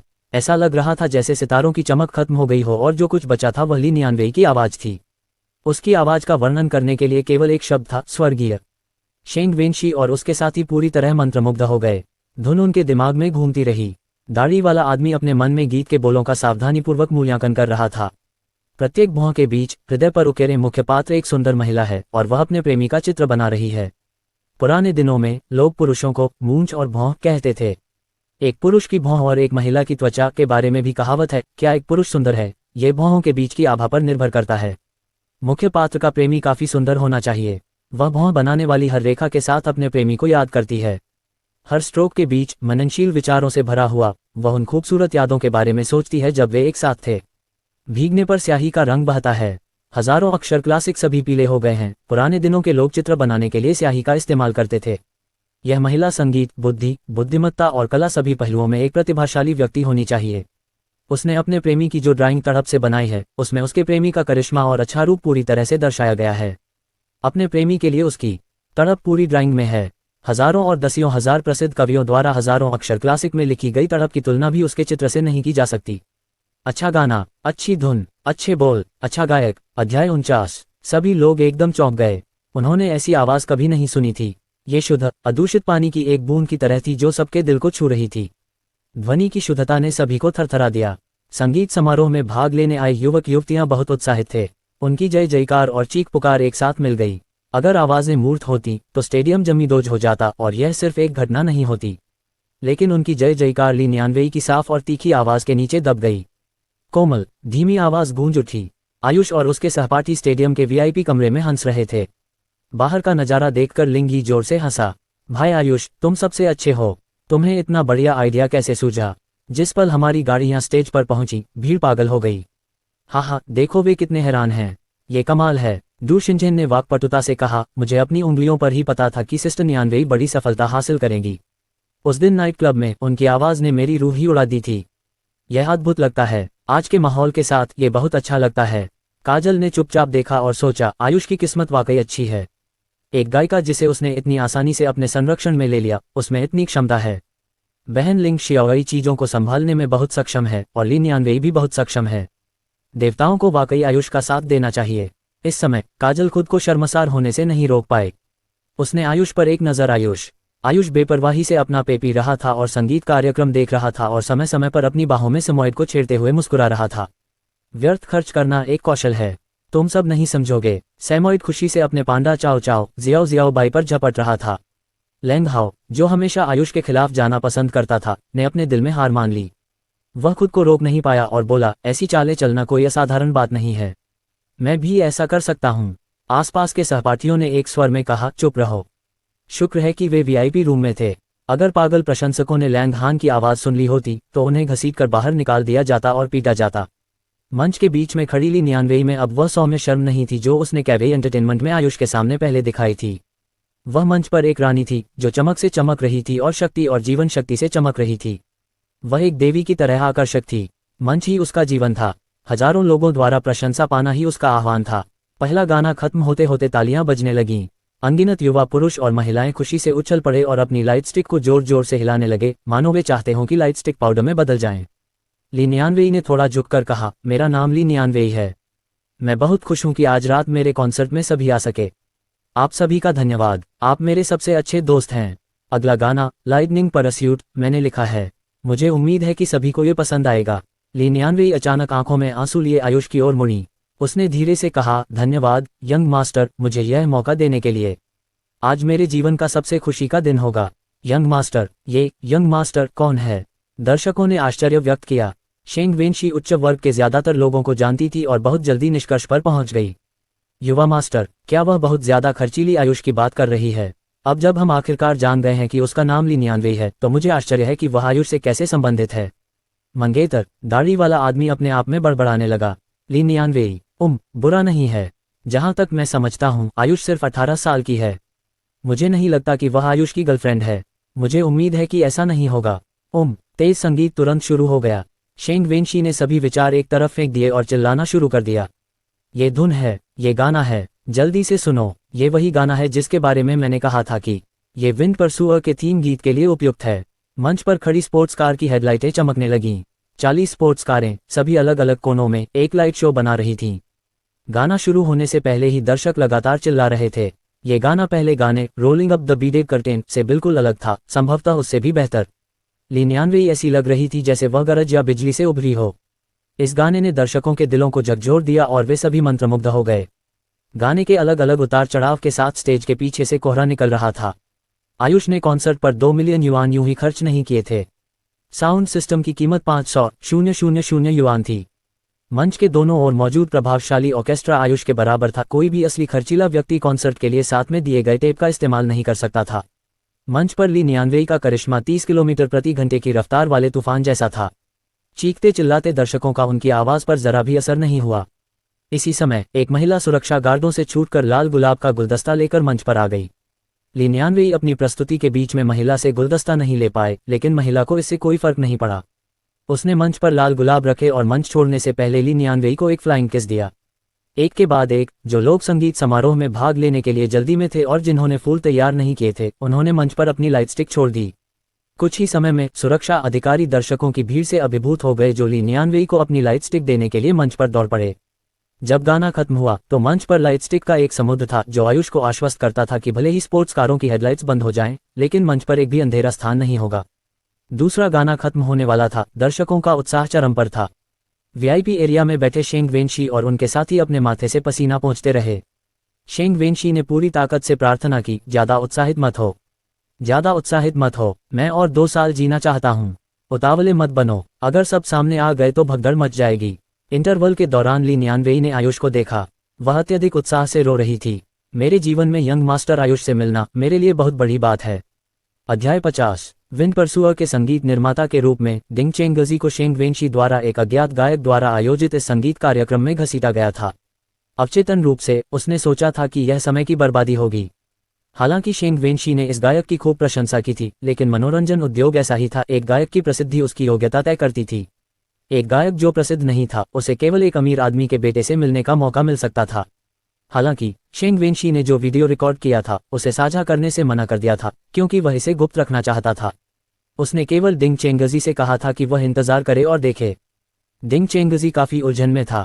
उसका समय कीमती था और विंड परसूअर फिल्मांकन के अंतिम चरण में था। उसके पास शेंग वेनशी के साथ खिलवाड़ करने का समय नहीं था।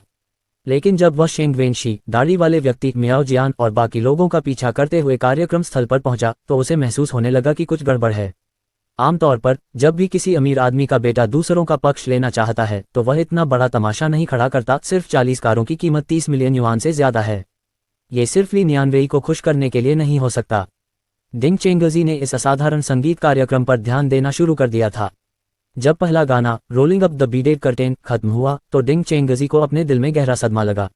यह ऐसा गाना नहीं था जिसे कोई 2-4 बार सुनने के बाद ऊब जाए। यह ऐसा गाना था जिसे बार बार सुनना चाहिए। दूसरे गीत लाइटनिंग परस्यूट से डिंग चेंगजी पूरी तरह मंत्रमुग्ध हो गए। जब गाना खत्म हुआ तो डिंग चेंगजी हैरान रह गया। वह पूरे 1 मिनट तक स्थिर खड़ा रहा, फिर कांपने लगा।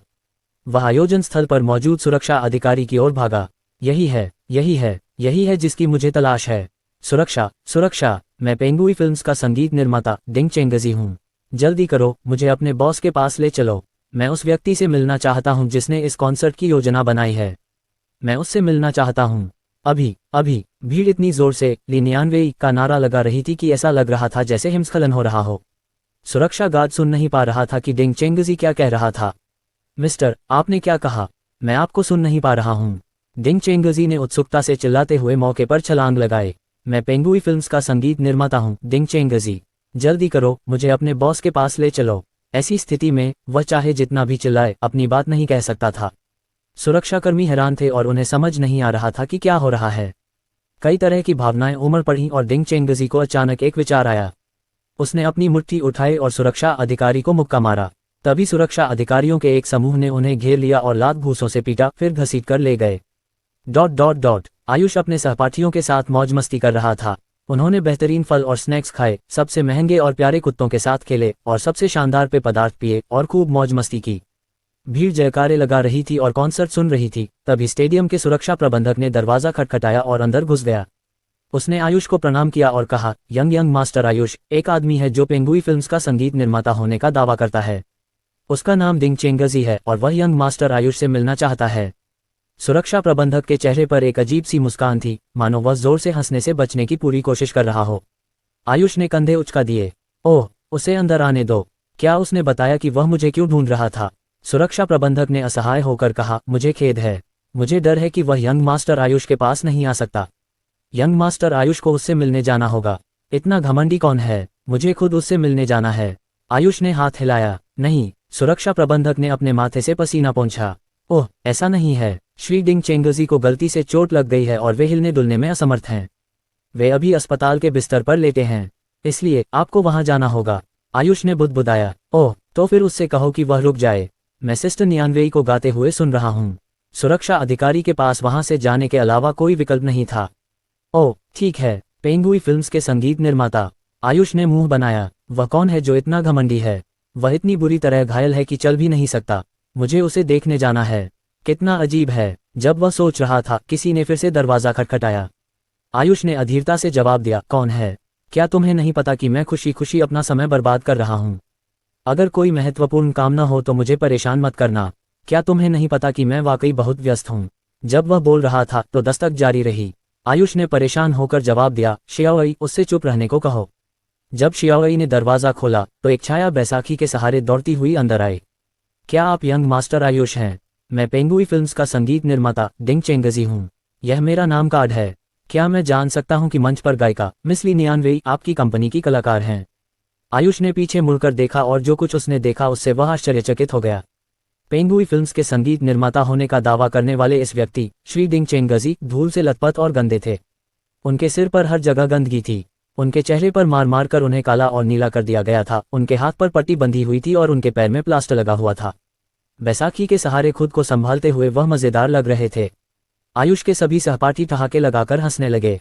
जो लोग आसानी से हंसने वाले थे वे तब तक हंसते रहे जब तक कि वे फर्श पर लौट नहीं गए। आयुष ने अपने मुंह में भरा पानी लगभग थूक दिया। अंकल, क्या आप गलत स्टूडियो में आ गए हैं? आपके पहनावे में क्या है? यह आपसे मिलने के लिए था। चाहे मैं कितना भी चिल्लाऊं। सुरक्षा अधिकारी मेरी बात नहीं सुन पाया। अपनी बेचैनी की हालत में मैंने उसे मुक्का मार दिया। डिंग चेंगजी ने बैठने के लिए एक कुर्सी की तलाश की और मुझे सुरक्षा अधिकारियों ने पीटा। लेकिन ये ठीक था। उन्होंने मुझे घसीटकर बाहर निकाला। उन्होंने सुना कि मैं क्या कहना चाहता था। आखिरकार आपसे मिलना वाकई आसान नहीं था। ये सुनकर आयुष हैरानी से देखने लगा।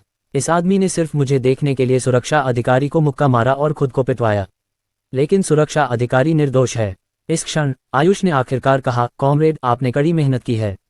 उसके सहपाठी एक बार फिर जोर से हंस पड़े। डिंग चेंगजी को शर्मिंदा होने की परवाह नहीं थी। उसने आयुष की बांह पकड़ी और उसे हिलाना शुरू कर दिया। उसने उत्सुकता से कहा, युवा मास्टर आयुष, ली नियानवेई सबसे प्रतिभाशाली और मूल्यवान गायक हैं। निश्चित रूप से मेरे दिल में सबसे पहले। हमारी कंपनी ने हाल ही में एक फिल्म बनाई है, विंड परसूअर। अब हमें बस फिल्म के लिए एक थीम गीत की कमी है।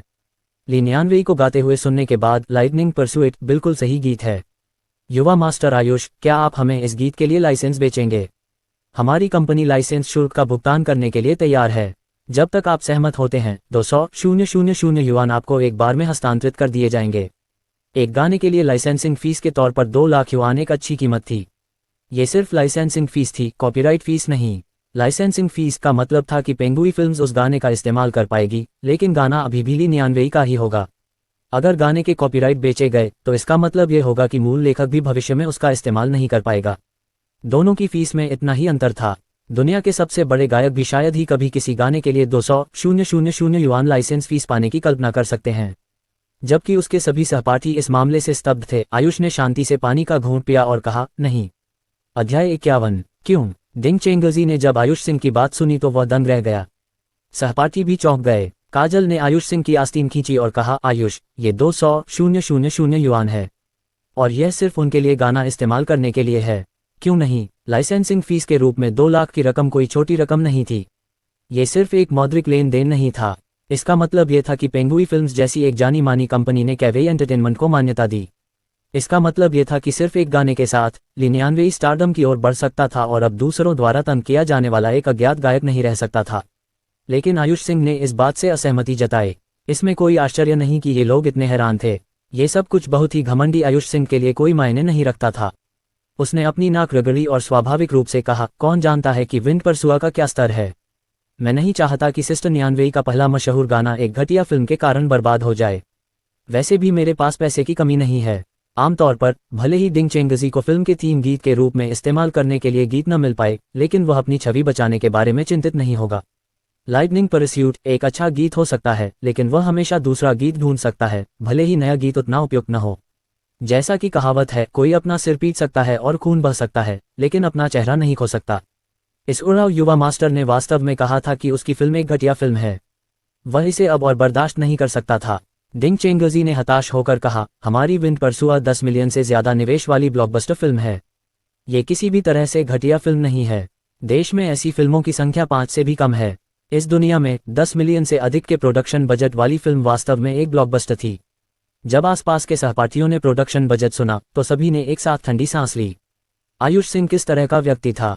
वह धरती पर मर गया था और इस दुनिया में फिर से जन्म लिया था। इस दुनिया में 10 मिलियन युआन धरती पर केवल 50 मिलियन युआन के बराबर था। फिल्म उद्योग में यह मूंगफली थी। इस संख्या से उसे डरने का कोई तरीका नहीं था। आयुष सिंह लगातार उदासीन दिखाई दे रहा था।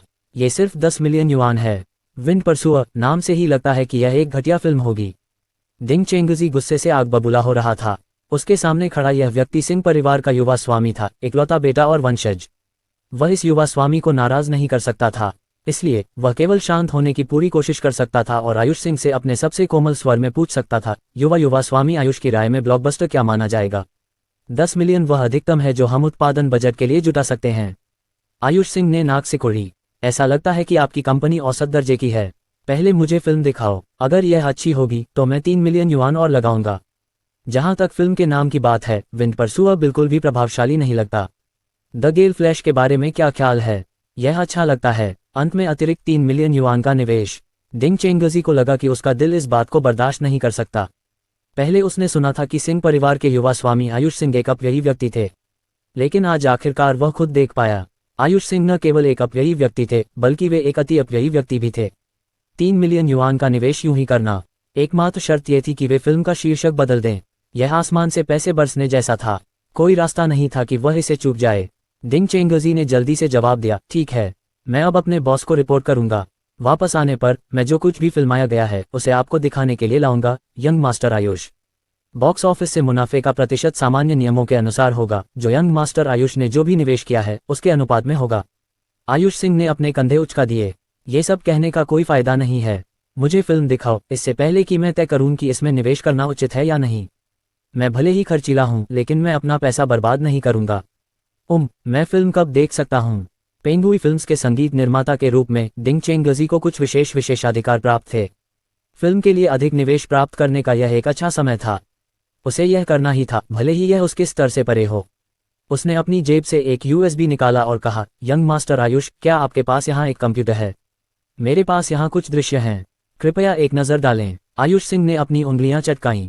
क्या हमारे पास कंप्यूटर है? इसे लाओ। आसपास के सभी लोगों ने अपना सिर हिलाया। नहीं। आयुष सिंह, तो जाओ एक खरीदो। वह कौन है? आयुष सिंह ने एक नौकर की ओर इशारा किया। तुम आओ, जाओ 10,000 युआन ले आओ और एक कंप्यूटर लेकर आओ। यह एक अच्छा कंप्यूटर होना चाहिए। तुम बदले में मिले पैसे रख सकते हो। हाँ यंग मास्टर। नौकर को किस्मत का साथ मिला था। बस एक काम निपटाने से उसे जेब खर्च के तौर पर 7-8 हज़ार डॉलर मिल जाते थे। ऐसा बढ़िया मौका किसे मिल सकता है? वह एक पल में गायब हो गया। लिंगी ने मौका पाकर आयुष सिंह से पूछा, भाई आयुष, मुझे भी एक काम दे दो। आयुष सिंह, हर किसी के लिए एक मौका होगा। आधे घंटे बाद आयुष सिंह ने मुंह खोले कंप्यूटर स्क्रीन को देखा, लगभग लार टपकाते हुए। मैं एक नज़र में बता सकता हूं कि यह एक नकली पृष्ठभूमि है। क्या ये वही है जो आपने कहा था कि यह एक ब्लॉकबस्टर है? हाँ, ये सही है। क्या कुछ गड़बड़ है? डिंग चेंगजी ने अपने माथे से पसीना पोंछा। हमारी 3D क्रिएशन टीम ने इस दृश्य के लिए पृष्ठभूमि बनाने में आधे महीने से ज्यादा समय बिताया। ये देश की सबसे उन्नत तकनीक है। ये थोड़ा नकली लग सकता है, लेकिन इतना भी नहीं कि कोई एक नज़र में बता सके, है न? आयुष सिंह ने धरती पर हर तरह की दिलचस्प CGI देखी थी। हालांकि एनिमेशन असली लग रहा था, लेकिन यह आसपास के माहौल से बिल्कुल मेल नहीं खाता था। आयुष सिंह उदास होकर बोला, ये सिर्फ एक दृश्य है जिसमें पहाड़ और नदियां हैं। आपको CGI भी करना था? क्या तुम मजाक कर रहे हो? डिंग चेंगजी ने असहाय होकर कहा, मैं भी ऐसा नहीं चाहता था, लेकिन हम इस दृश्य के लिए उपयुक्त पृष्ठभूमि कहां से पा सकते हैं? यह अंतिम उपाय था। युवा मास्टर आयुष, क्या आप जानते हैं CGI के इस छोटे से हिस्से की कीमत हमें 500,000 युआन पड़ी। हमारे पास कितने 500,000 युआन हैं? आयुष सिंह ने उसे अनदेखा किया और अपनी आलोचना जारी रखी। दृश्य खराब है, यहाँ तक कि कहानी भी खराब है। उतार चढ़ाव कहाँ हैं? रोमांचक हिस्से कहाँ हैं? कहानी नदी के प्रवाह की तरह है, धीमी और स्थिर। क्या आप इसे एक पालना फिल्म बनाने का इरादा रखते थे? कहानी खराब है। डिंग चेंगजी ने शो का बचाव करने की पूरी कोशिश की। उन्होंने कहा, यह हमारी सबसे अच्छी कहानी है। जिन्होंने इसे देखा है उन्होंने कहा है कि यह अच्छी है। मैं इस दुनिया में मनोरंजन उद्योग के मानक को भूल गया। ये कितनी परेशानी की बात है। आयुष सिंह ने बड़बड़ाना जारी रखा, मुझे बहुत उम्मीदें थीं। ये बुरा है। फिल्म बनाने के लिए कहानी अच्छी होनी चाहिए। सीजीआई एनिमेशन दोषरहित और मानक के अनुरूप होने चाहिए। अभिनेता सुंदर होने चाहिए। इसे देखो, क्या ये वास्तव में एक फिल्म है? डिंग चेंगजी ने जिद करते हुए जवाब दिया, हाँ बिल्कुल। ये निश्चित रूप से इस साल की सबसे अच्छी फिल्मों में से एक होगी। आयुष सिंह ने निर्णायक रूप से कहा, मैं 5 मिलियन युआन का निवेश करूंगा। मेरे निर्देशों के अनुसार करो। जो भी बदला जा सकता है उसे बदलो।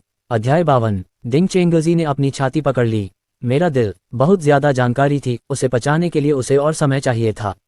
युवा मास्टर आयुष, क्या आपका मतलब है कि आप 5 मिलियन युआन निवेश करना चाहते हैं? लेकिन हमें आपकी पसंद के अनुसार स्क्रिप्ट में संशोधन करना होगा। उसका स्वर धीमा और गंभीर था और उसने स्क्रिप्ट में संशोधन करें शब्दों पर जोर दिया। 5 मिलियन युआन कोई छोटी रकम नहीं थी, लेकिन यह निश्चित रूप से एक नई पटकथा के आधार पर पूरी फिल्म को फिर से शूट करने के लिए पर्याप्त नहीं थी। आयुष सिंह समझ गया कि डिंग चेंगजी क्या संकेत देना चाह रहा था। कुछ ऐसा ही। उसके पास काम थे जिन्हें उसे पूरा करना था। पैसे की कोई समस्या नहीं थी। 5 मिलियन युआन, लेकिन मेरी कुछ शर्तें हैं। डिंग चेंगजी ने अपना सिर हिलाया। कृपया जारी रखें। सबसे पहले, फिल्म का नाम बदलकर द गेल फ्लैश रख दो। दूसरा, सिस्टर न्यानवेई के गाने को थीम सॉन्ग के तौर पर इस्तेमाल करो। इस गाने को इस्तेमाल करने की अनुमति पर विचार करो। तीसरा, स्क्रिप्ट को मेरी इच्छा के अनुसार संशोधित करने की जरूरत है। चौथा, आयुष सिंह ने अपनी ठुड्डी रगड़ी। मैंने अभी तक फैसला नहीं किया है। मैं तुम्हें तब बता दूंगा। डिंग चेंगजी इतना अच्छा मौका कैसे छोड़ सकता था? डिंग चेंगजी दरवाजे की ओर भागने लगा। ओह ठीक है, मैं वापस जाकर अपने बॉस को बता दूंगा। कल हम किसी को अनुबंध पर हस्ताक्षर करने के लिए भेजेंगे और स्क्रिप्ट लाएंगे ताकि तुम पढ़ सको। जाओ। आयुष सिंह ने डिंग चेंगजी की ओर हाथ हिलाया और अचानक उसे वापस बुलाया। ओह हाँ, अब मुझे याद आ गया है। खबर फैलाना याद रखना। कहो कि एक रहस्यमय व्यक्ति ने फिल्म में निवेश किया है और सही थीम गीत मिल गया है। कुछ प्रचार करो। तुम्हें समझना चाहिए, मुझे तुम्हें सिखाने की जरूरत नहीं है ना? हाँ बिल्कुल। डिंग चेंगजी जितनी तेजी से आया था उससे कहीं ज्यादा तेजी से चला गया और वह जल्द ही गलियारे में गायब हो गया। जब आयुष सिंह उठने लगे तो काजल, जो देख रहा था, अचानक चिल्लाया, आयुष, तुम 5 मिलियन युआन निवेश करने के बारे में गंभीर नहीं हो, है ना? तुम क्या सोच रहे हो? जब पैसे तुम्हारे पास आते हैं तो तुम उन्हें टाल देते हो और इसके बजाय 5 मिलियन युआन निवेश करना चुनते हो। भले ही तुम्हें बर्बाद करना पसंद हो, लेकिन ऐसा करने का ये तरीका नहीं है। लैंग हाओ, जो हमेशा से आयुष सिंह से असहमत रहा था, खुश हो रहा था। ये सही है। हे, एक फिल्म में 5 मिलियन युआन का निवेश करने के लिए अगर बॉक्स ऑफिस 15 मिलियन तक पहुंच जाता है, जो कि सबसे अधिक हो सकता है, तो खर्च और बाकी सब कुछ घटाने के बाद केवल 1 या 2 मिलियन का लाभ होगा। ये तभी संभव है जब फिल्म के लिए अच्छी समीक्षाएं हों। 15 मिलियन युआन का निवेश करना पैसे को जोखिम में डालना होगा। लैंग हाओ की व्यंग्यात्मक बातें सुनकर काजल इसे और बर्दाश्त नहीं कर सकी। उसने लैंग हाओ के पैर पर रोंते हुए कहा, आयुष क्या करता है, इसकी तुम्हें परवाह क्यों है? अगर तुम व्यंग्यात्मक बातें करते रहे तो रुको और देखो कि मैं तुम्हें पीटूंगी या नहीं। लैंग हाओ ने अपने आसपास के सहपाठियों की मौत भरी निगाहों को महसूस किया और जल्दी से हार मान ली। ठीक है, मैं बात करना बंद कर दूंगा। मेरे मुंह से बस गंदी बातें निकलती हैं। लैंग हाओ को उपदेश देने के बाद काजल ने आयुष सिंह का हाथ हिलाया। आयुष, क्या तुम सच में फिल्म में 5 मिलियन युआन निवेश करने का इरादा रखते हो? 5 मिलियन कोई छोटी रकम नहीं है। आयुष सिंह ने उत्सुकता से उत्तर दिया, मैं गंभीर हूँ। मैं इतना अच्छा अवसर कैसे गंवा सकता हूँ? संपूर्ण शांति। ली नियानवेई का संगीत कार्यक्रम समाप्त होने वाला था। दर्शक सभी देवी शब्द चिल्ला रहे थे। वीआईपी कमरे के शीशे से जयकारे सुनाई दे रहे थे। आयुष सिंह और अन्य लोग उसी समय भीड़ की ओर देखने के लिए मुड़े। दर्शकों के क्षेत्र में स्थिति लगभग दंगे जैसी थी। अगर सुरक्षा अधिकारी न होते तो दर्शक सभी मंच पर चढ़ जाते। आयुष सिंह ने बुदबुदाते हुए कहा, वे इतने उत्साहित क्यों हैं? क्या उन्होंने पहले कभी कोई खूबसूरत महिला नहीं देखी? ठीक है, ये बोरिंग हो रहा है। चलो रात के खाने के लिए नाइट क्लब चलते हैं। हम रात के खाने के बाद होटल में भी रुक सकते हैं। आयुष सिंह का सुझाव सुनकर सभी ने एक साथ जयकार की। हाँ। आयुष सिंह ली नियानवेई को नहीं भूला। उसने निर्देश देना जारी रखा, बहन नियानवेई को साथ लाना न भूलें। आज रात उसका जश्न मनाया जाएगा। वह अब एक सेलिब्रिटी बन गई है। हा। कॉन्सर्ट रात 10 बजे समाप्त हुआ। उत्साहित दर्शक कॉन्सर्ट स्थल से बाहर जाने का साहस नहीं कर सके। उन्होंने ली नियानवेई को फिर से देखने के लिए स्टेडियम के प्रवेश द्वार को अवरुद्ध कर दिया। स्थिति को नियंत्रित करने के लिए पुलिसकर्मियों को बुलाया गया। पुलिस ने रास्ता साफ किया और भीड़ आखिरकार रात 11:40 बजे तितर-बितर हो गई। अगले दिन ली नियानवेई का संगीत कार्यक्रम तियानजिन मॉर्निंग पेपर की सुर्खियां बना। संगीत कार्यक्रम का एक बड़ा बैनर और तस्वीरें पहले पन्ने के 1/3 हिस्से पर छाई हुई थीं। दोपहर को देश की सबसे बड़ी वीडियो वेबसाइट हैनेकू ने ली नियानवेई का पूरा कॉन्सर्ट हाई डेफिनेशन में अपलोड कर दिया। लाइसेंसिंग फीस 600,000 युआन थी। दोपहर में इंटरनेट पर सबसे ज्यादा खोजा जाने वाला कीवर्ड देवी ली नियानवेई था। कुल 652,785 खोजें हुई और यह संख्या तेजी से बढ़ रही थी। हाई डेफिनेशन कॉन्सर्ट के लिए डाउनलोड की संख्या 1,254,742 थी। डाउनलोड के लिए आयुष सिंह को 630,000 युआन मिले। यह कोई बहुत बड़ी रकम नहीं है, लेकिन एक नए कलाकार के लिए जिसकी कोई प्रसिद्धि नहीं है, ये संख्या हासिल करना इंडस्ट्री में लोगों को प्रभावित करने के लिए पर्याप्त था। सबसे महत्वपूर्ण बात यह थी कि ये संख्याएं तेजी से बढ़ रही थीं। कई लोगों ने वीडियो को 2, 3 या 4 बार देखा था। शाम को देवी ली नियानवेई के लिए मूल डिस्क का निर्माण चल रहा था। 40 लग्जरी कारों के साथ कॉन्सर्ट की शुरुआत से लेकर ली नियानवेई के मंच से जाने तक हर दृश्य को डिजिटल और कलात्मक रूप से संसाधित किया गया। कई लोग डिस्क की दुकानों में भागते हुए पूछते हैं, क्या आपके पास देवी की डिस्क है? अगर जवाब नहीं मिला तो कुछ लोग तुरंत वापस चले गए। कुछ लोगों ने मेज पर हाथ मारा और डांटा, अगर आपके पास देवी की डिस्क ही नहीं है तो अपनी दुकान को खुला रखने की क्या जरूरत है? मालिकों ने हैरान होकर जवाब दिया, डिस्क का उत्पादन अभी शुरू हुआ है, हमारा स्टॉक अभी तक नहीं आया है। तीसरे दिन 1 मई को मजदूर दिवस पर देवी ली नियानवेई शब्द सांगले सर्च इंजन पर पहले स्थान पर थे। खोजों की संख्या सूची में दूसरे आइटम की तुलना में दोगुनी थी। ली नियानवेई एक रात में ही हर घर में जानी जाने लगी। कोई भी उसकी तुलना नहीं कर सकता था। चौथे दिन कैवेई एंटरटेनमेंट ने आधिकारिक तौर पर कारोबार शुरू कर दिया। प्रेस कॉन्फ्रेंस में जब पत्रकारों ने सुना कि ली नियानवेई बॉस में से एक है तो भीड़ चिल्ला उठी। जब खबर की घोषणा की गई तो पूरे तियानजिन शहर में जयकारे सुनाई दिए। सभी प्रमुख पत्रिकाओं और समाचार पत्रों की बिक्री में 50% से अधिक की वृद्धि हुई। 7वें दिन इंटरनेट पर एक देवी गठबंधन बनाया गया। गठबंधन के सदस्यों की संख्या लाखों में पहुंच गई। अगर कोई व्यक्ति ली नियानवेई से उनके शहर में एक संगीत कार्यक्रम आयोजित करने का अनुरोध करते हुए एक संदेश पोस्ट करता तो अनगिनत लोग इसका जवाब देते। कुछ नेटिजन्स ने तो यहाँ तक दावा किया कि वे जिस भी शहर में अपना संगीत कार्यक्रम आयोजित करेंगे वहां वे उड़कर जाएंगे। वे जिन ब्रांडों का समर्थन करती थीं वे उनके प्रशंसकों के लिए आरक्षित थे। अगर कोई भी प्रशंसक उनका उपयोग नहीं करता तो पुरुषों के पैर तोड़ दिए जाते और महिलाओं। उनके साथ जो हुआ उसके बारे में और विस्तार से नहीं बताया जा सकता। यह एक सुंदर दृश्य नहीं होगा। और जिस व्यक्ति ने यह सब शुरू किया था, आयुष सिंह, ली नियानवेई के पैरों पर आराम से लेटा हुआ था। सोते हुए उसकी लार टपक रही थी और वह लगातार बड़बड़ा रहा था। ये तकिया बहुत आरामदायक और गर्म है। अध्याय 53। जबकि आयुष सिंह दुनिया की परवाह किए बिना आनंद ले रहे थे, ली नियानवेई के संगीत कार्यक्रम का प्रचार अभी खत्म नहीं हुआ था। मनोरंजन उद्योग में कोई बेवकूफ व्यक्ति नहीं था, खासकर मैनेजर झांक गए। उसने बताया था कि ली नियानवेई निकट भविष्य में एक और कॉन्सर्ट आयोजित करेगा। हालांकि विवरण तय नहीं किए गए थे, लेकिन पूरे मनोरंजन उद्योग में काफी चर्चा थी। इसके बाद ली नियानवेई के मैनेजर के रूप में झांक गए को ऑनलाइन वर्ष का सबसे प्यारा व्यक्ति चुना गया। स्वर्गीय राज्य में सबसे बड़े वेइपो शिन्हाई वेइपो में 500 मिलियन से अधिक पंजीकृत उपयोगकर्ता एकत्रित हुए थे। वेइपो में पारंगत सभी युवा पुरुष और महिलाएं यहां एकत्रित हुए थे। सूचना के इस युग में लगभग हर कलाकार का वीपो पर अकाउंट था, इसलिए सबसे बड़े प्रशंसक भी यहीं जमा हुए। वीपो से अक्सर पहली बार खबरें दूसरे स्रोतों पर लीक हो जाती थीं।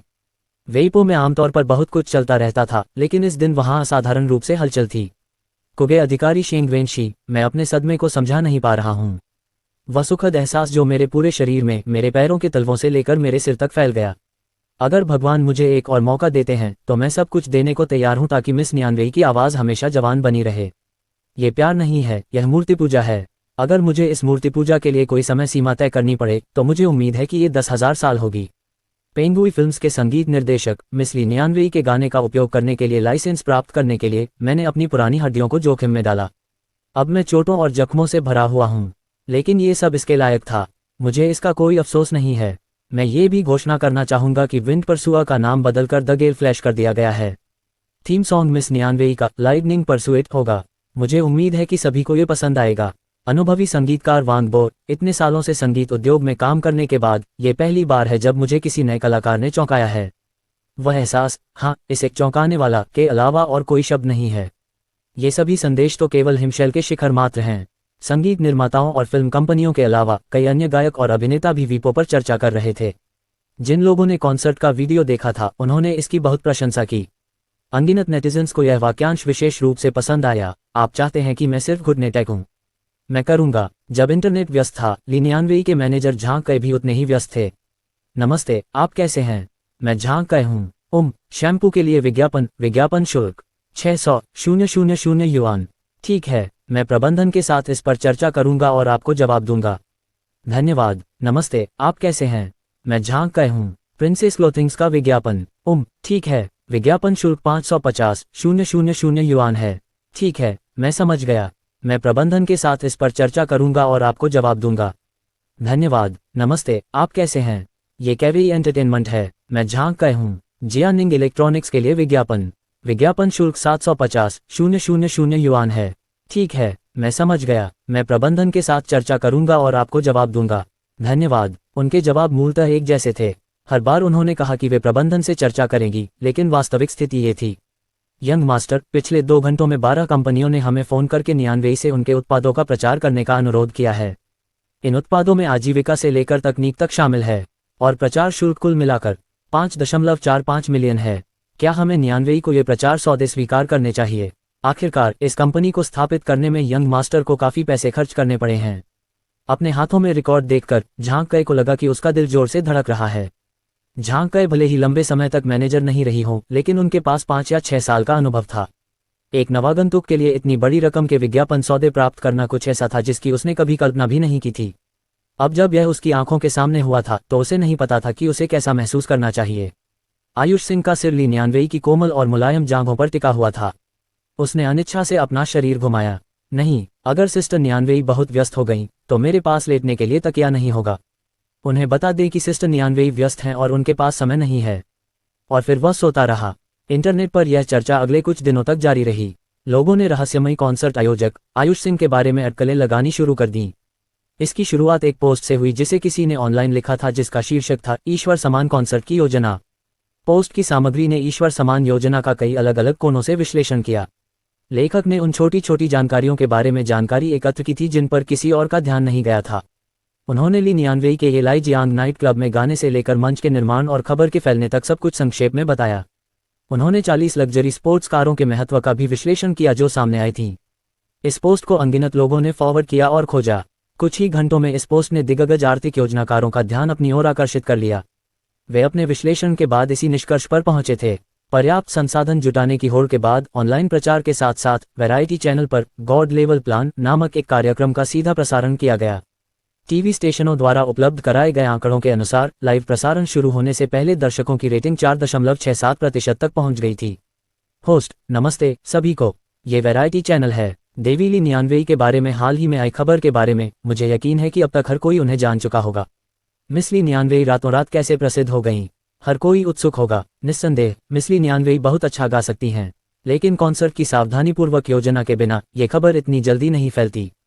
हमारे साथ अनुभवी अर्थशास्त्र विशेषज्ञ प्रोफेसर तियान होनकिंग हैं जो इसका विश्लेषण करेंगे। तियान होनकिंग, नमस्ते मेजबान। सभी को नमस्कार। होस्ट, प्रोफेसर तियान, मुझे यकीन है कि आपने देवी घटना के बारे में सुना होगा। क्या आप हमारे दर्शकों को जो हमें टीवी पर देख रहे हैं इस कॉन्सर्ट की योजना के बारे में बता सकते हैं? तियान होनकिंग, जरूर। हर कोई जानता है कि एक कलाकार की प्रसिद्धि उसकी क्षमता से जुड़ी होती है। ये बुनियादी बात होनी चाहिए। कलाकार का समर्थन करने वाली टीम द्वारा बनाया गया प्रचार भी एक भूमिका निभाता है। मेरी राय में मिस ली नियानवेई की क्षमता संदेह से परे है। जो बात वास्तव में शक्तिशाली थी वह थी योजना बनाने की क्षमता और टीम द्वारा इसे कितनी सावधानी से क्रियान्वित किया गया। मेजबान, आइए प्रोफेसर तियान को आमंत्रित करें कि वे इस हाई एंड कॉन्सर्ट की सावधानीपूर्वक योजना के बारे में विस्तार से बताएं, ताकि कॉन्सर्ट के रहस्य और इस रहस्य को उजागर किया जा सके कि मिस ली नियानवेई रातों रात कैसे प्रसिद्ध हो गईं। सभी का स्वागत है। अध्याय 54। तियान होनकिंग, कॉन्सर्ट की योजना के बारे में मैंने चारों ओर पूछताछ की और जानकारी एकत्र की। निम्नलिखित मेरे निष्कर्ष हैं। चिंता न करें और मुझे एक एक करके उनके बारे में बताने दें। होस्ट, हाँ, मुझे विश्वास है कि हमारे दर्शकों को इसमें बहुत दिलचस्पी होगी। तियान होनकिंग, सबसे पहले शुरू हुई अफवाहों के अनुसार ऐसा लग रहा था कि मिस ली नियानवेई पहली बार तियानजिंग सिटी के वेस्ट फोर लूप के येलाई जियांग नाइट क्लब में दिखाई दी और 2 गाने गाए। होस्ट, यह इंटरनेट पर बताया गया था, लेकिन प्रोफेसर तियान, जैसा कि आपने कहा, ऐसा लग रहा था। क्या आपका मतलब है कि कोई और अंदरूनी जानकारी है जिसके बारे में हमारे दर्शकों को जानकारी नहीं है? तियान होंगकिंग: हाँ, मेरे विश्लेषण और निष्कर्षों के माध्यम से मैं भी इस निष्कर्ष से हैरान हूँ। ली नियानवेई के पीछे की योजना टीम ने ये लाई जियांग नाइट क्लब में उनके गाने से बहुत पहले ही काम करना शुरू कर दिया था। होस्ट: सच में? तियान होंगकिंग: हाँ, इस देव स्तरीय योजना टीम ने सबसे पहले ये लाई जियांग को 1 सप्ताह के लिए मुक्त कर दिया था। सब कुछ निःशुल्क था। इसने अनगिनत लोगों की जिज्ञासा जगाई। जैसा कि सभी जानते हैं, लोग अक्सर मुफ्त चीज़ों के बारे में उत्सुक होते हैं। यह एक मनोवैज्ञानिक घटना है और इस देव स्तरीय योजना टीम ने इस घटना का फायदा उठाया। मुझे यकीन है कि आप इसे समझते हैं। होस्ट: मैं समझता हूँ। जहाँ मुफ्त चीज़ें होंगी वहाँ लोग भी होंगे। उसके बाद क्या हुआ? तियान होंगकिंग: 2 दिनों तक मुफ्त में नाइट क्लब में मौज मस्ती करने के बाद, जैसा कि हर कोई कल्पना कर सकता है, नाइट क्लब लोकप्रियता से गुलजार था। नाइट क्लब में ज़्यादा लोगों के खड़े होने के लिए मुश्किल से ही जगह बची थी। इसका क्या मतलब है? इसका मतलब है कि भीड़ इकट्ठा करने का पहला कदम पूरा हो चुका था। अपने निष्कर्षों से मैं ये निष्कर्ष निकालने में सक्षम हूं कि योजना के इस हिस्से की लागत लगभग 500,000 युआन थी। होस्ट: 5 लाख युआन से इतनी लोकप्रियता हासिल की जा सकती है? तियान होंगकिंग: यही कारण है कि वे एक ईश्वर स्तरीय नियोजन टीम कहलाने के हकदार हैं। नींव रखने के लिए 5 लाख युआन। ठीक इसी समय शो शुरू हुआ। जिस दिन मिस ली नियानवेई ने अपनी उपस्थिति दर्ज कराई, उस दिन कॉन्सर्ट के लिए रोशनी प्रदान करने के लिए 40 से अधिक लग्जरी स्पोर्ट्स कारें थीं। लग्जरी कारों का क्या मतलब है? इसका मतलब है कि यह लोगों का ध्यान आकर्षित करेगी। आमतौर पर जब कोई लग्जरी कार दिखाई देती है तो लोग उस पर दूसरी नज़र डालते हैं। 40 लग्जरी कारों का एक साथ दिखाई देना तो दूर की बात है। होस्ट: हाँ, यह अपरिहार्य है। अगर मैं होता तो भी अगर मैं इतनी सारी लग्जरी कारें देखता तो मुझे ये जानने की उत्सुकता होती कि आखिर हो क्या रहा है। तियान होंगकिंग: ये सही है। इस बारे में सोचिए, प्रवेश द्वार पर इतनी सारी लग्जरी कारें होने के साथ साथ नाइट क्लब में सब कुछ मुफ्त होने के कारण कोई भी सामान्य व्यक्ति अंदर जाकर यह जानना चाहेगा कि क्या चल रहा है। अगर वे अंदर नहीं जा सकते तो भी वे भीड़ से अंदर की स्थिति के बारे में जानने की कोशिश करेंगे। क्या मैं सही हूँ? होस्ट: हाँ, वाकई। स्वर्गीय राज्य के लोगों को जीवंत दृश्य पसंद हैं। योजना बनाने वाली टीम इसका फायदा उठाने में सफल रही। तियान होंगकिंग: हाँ, लोकप्रियता की नींव रखी जा चुकी है, लेकिन इस लोकप्रियता को कम मत समझिए। जैसा कि हम सभी जानते हैं, मिस ली नियानवेई गायन में बहुत अच्छी हैं। इस तरह के स्थान पर गाने से अनगिनत प्रशंसक जुटेंगे। फिर योजना का मुख्य और सबसे महत्वपूर्ण बिंदु आता है। होस्ट: कृपया जारी रखें। तियान होंगकिंग: मूल लोकप्रियता के साथ नियोजन टीम ने ली नियानवेई के मुफ्त संगीत कार्यक्रम की घोषणा लगभग तुरंत कर दी। इसका क्या मतलब है? इसका मतलब है कि जिन लोगों ने मिस ली नियानवेई को ये लाई जियांग नाइट क्लब में गाते हुए देखा था, वे उनका प्रचार करेंगे। इसके बारे में सोचें, मुफ्त अच्छे गाने, यह अपने आप में बहुत आकर्षक है। फिर संगीत कार्यक्रम है। अगर कोई इसमें शामिल नहीं होता तो यह उबाऊ होता। ये लाई जियांग में मौजूद सभी लोगों ने अपने सभी परिचितों को आमंत्रित किया। उस समय ये लाई जियांग में लगभग 2000 लोग होने चाहिए। उनमें से हर एक के लिए संगीत कार्यक्रम में 3 या 4 लोगों को लाना कोई समस्या नहीं होनी चाहिए। वहाँ कितने लोग होंगे? मेज़बान: मैं अचानक आपके शब्दों से प्रबुद्ध हो गया हूँ। इससे लगभग 10,000 लोग बन जाएंगे। तियान होंगकिंग: ये सही है। आप देखिए, ये कम से कम 10,000 लोगों की निश्चित भीड़ है। जैसा कि कहावत है, बाघ की खबर फैलाने वाले 3 लोग आपको यकीन दिला देंगे कि बाघ आसपास है। योजना बनाने वाली टीम ने जो पर्चे बांटे, उसके अलावा खबर मुंह से मुंह फैल गई। लोकप्रियता के बारे में चिंता करने की कोई ज़रूरत नहीं थी। इसका एक और फायदा था, खबर फैलाने वाले इन लोगों के बिना कौन मानेगा कि कॉन्सर्ट मुफ्त था। होस्ट: ये सच है। ये बहुत बड़ी बात है कि कॉन्सर्ट निःशुल्क है। आम आदमी इस पर यकीन नहीं करेगा। तियान होंगकिंग: यही कारण है कि इन लोगों के आसपास होने से भीड़ जुटाने में कोई समस्या नहीं होगी। एक और बात जो योजना बनाने वाली टीम ने सही की, वह थी तियानजिंग शहर वेस्ट फोर लूप्स के लोगों पर प्रचार का ध्यान केंद्रित करना। जिस स्टेडियम में मिस ली नियानवेई ने अपना संगीत कार्यक्रम आयोजित किया, वह वेस्ट फोर लूप्स में था। एक मुफ्त संगीत कार्यक्रम जहां लोकप्रियता की गारंटी थी। परिणाम स्पष्ट था। होस्ट: ओह हाँ, ये सही है। लोगों को मुफ्त चीज़ें पसंद आ सकती हैं, लेकिन अगर प्रचार बहुत दूर तक हो जाए तो जो लोग मिस ली नियानवेई की लोकप्रियता के बारे में नहीं जानते, वे शायद उन्हें सुनने के लिए इतनी दूर न आए। लेकिन स्थानीय लोग अलग हैं। आखिरकार यह मुफ्त है, इसमें खोने के लिए कुछ भी नहीं है। तियान होंगकिंग: हाँ, ये भगवान स्तर की योजना टीम लोगों के दिमाग पर कब्जा करने में माहिर है।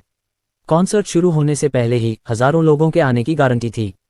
कॉन्सर्ट के पैमाने को देखते हुए लोगों का ध्यान आकर्षित करना ही सही था। हालांकि प्लानिंग टीम के बारे में ये सबसे प्रभावशाली बात नहीं है। ये लाइटिंग है जिसने मुझे सबसे ज़्यादा प्रभावित किया। होस्ट: ओह हाँ, उन लाइटों के पीछे की रचनात्मकता अद्भुत थी। 30 मिलियन से ज़्यादा कीमत की स्पोर्ट्स कारों की हेडलाइट्स को स्टेज लाइटिंग के तौर पर इस्तेमाल करना। यह इतिहास का सबसे रचनात्मक और असाधारण विचार होना चाहिए। इस समय होस्ट ने अचानक अपनी जेब से एक कार्ड निकाला। हमने विशेष रूप से इस लाइव प्रसारण के लिए योजना बनाने वाली टीम के नेता का फ़ोन नंबर प्राप्त किया है। अब आइए हम इस नेता को कॉल करें और पता करें कि उन्हें ऐसा शानदार विचार कैसे सूझा। जब मेजबान बोल रहा था तो उसने टेलीफोन उठाया और कार्ड पर लिखा नंबर डायल करने से पहले स्पीकर बटन दबाया।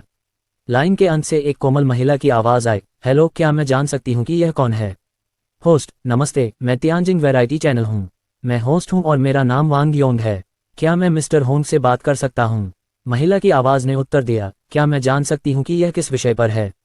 होस्ट, यह इस तरह है, हम मिस्टर होंग से कुछ सवाल पूछना चाहेंगे। मिस ली नियानवेई के कॉन्सर्ट के लिए स्टेज लाइटिंग के लिए स्पोर्ट्स कारों की हेडलाइट्स का इस्तेमाल करने का विचार उनके दिमाग में कैसे आया? महिला की आवाज़ ने उत्तर दिया, ओह ठीक है, कृपया एक पल रुकें। युवा मास्टर, किसी ने टीवी स्टेशन से फ़ोन किया है। वे कॉन्सर्ट की लाइटिंग के बारे में पूछना चाहते हैं। मेजबान और तियान होंकिंग ने जवाब का इंतजार करते हुए अपनी सांस रोक ली। फ़ोन पर एक अधीर आवाज़ सुनाई दी, खेलना बंद करो, मैं कुत्तों को टहलाने में व्यस्त हूँ। क्लर्क, लाइन कट गई। अध्याय 55, मौन। पसीना, ठंडा पसीना, पसीने की बाल्टी। होस्ट के चेहरे पर पसीना स्पॉटलाइट को उस पर प्रतिबिंबित करने के लिए पर्याप्त था। होस्ट द्वारा जल्दी से विषय बदलने से पहले 5 से 6 सेकंड तक अजीब चुप्पी जारी रही। चूंकि यह एक लाइव प्रसारण है, इसलिए हम पहले से योजना टीम से संपर्क करने में कामयाब नहीं हुए। ऐसा लगता है कि भगवान स्तर की योजना टीम किसी अन्य प्रोजेक्ट में फंसी हुई है, संभवतः कुत्तों से संबंधित कुछ। हमने गलत समय पर फ़ोन किया होगा। मेज़बान तियान होंकिंग की ओर मुड़ा। प्रोफेसर तियान, चलिए हम उस विषय पर चर्चा जारी रखते हैं जिस पर हम चर्चा कर रहे थे। तियान होंकिंग, ठीक है। स्टेज लाइटिंग के लिए स्पोर्ट्स कारों की हेडलाइट्स का इस्तेमाल करने का विचार रचनात्मक से कहीं ज़्यादा था। इसके बारे में सोचो, जब कॉन्सर्ट शुरू होता है तो कोई खास लोकप्रियता न रखने वाला एक नया कलाकार स्टेज पर खड़ा होता है। इस समय सबसे महत्वपूर्ण बात क्या है? होस्ट, क्या है? मुझे कुछ भी याद नहीं आ रहा। तियान होंकिंग, सबसे महत्वपूर्ण बात है चौंकाने वाला डेब्यू। एक नवागंतुक जो कहीं से भी आया, मंच पर खड़ा है। सबसे महत्वपूर्ण बात है चौंकाने वाला डेब्यू करना। इस तरह वह दर्शकों का पूरा ध्यान अपनी ओर खींच पाएगी। 30 मिलियन की कीमत वाली स्पोर्ट्स कारें इसे पूरी तरह से पूरा करने में सक्षम थीं। होस्ट, हाँ, अब जब आपने बताया है तो ये सच है। ये योजना टीम अद्भुत है। तियान होंकिंग, हाँ, शुरुआत में स्टेडियम में केवल 10 क्रेन और एक मंच था जिस पर बिल्कुल भी रोशनी नहीं थी। क्या यह एक संगीत कार्यक्रम के लिए अजीब नहीं लगा? एक पल में इसने दर्शकों का ध्यान आकर्षित किया। दर्शकों को आश्चर्य हुआ होगा कि क्या हो रहा है। जिज्ञासा से उम्मीद पैदा होती है। ठीक इसी समय 30 मिलियन की कीमत वाली 40 स्पोर्ट्स कारें दिखाई दी और हंगामा मच गया। दर्शक चौंक गए, दिल धड़कने लगे और चीखने लगे। माहौल एकदम से बदल गया। एक संगीत कार्यक्रम में सबसे महत्वपूर्ण चीज़ क्या है? बेशक माहौल। होस्ट, हाँ, ये सही है। ऐसे जीवंत माहौल में हर कोई स्वाभाविक रूप से संगीत कार्यक्रम का इंतजार कर रहा था।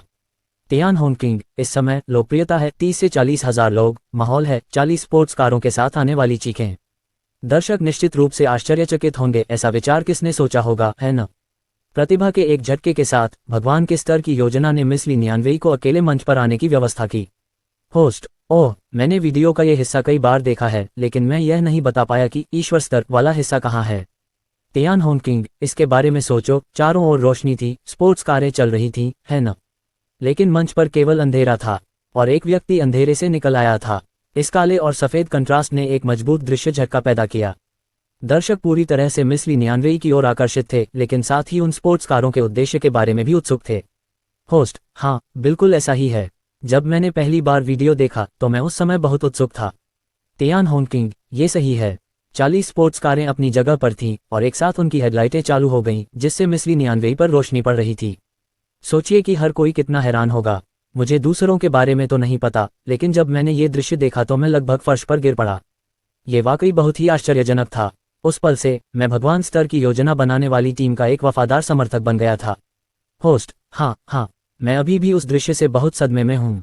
यह अविश्वसनीय था। तियान होंकिंग, 2 उड़ते हुए देवदूत मुख्य भूमिका में हैं तथा प्रार्थना देवदूत सहायक रोशनी के रूप में हैं।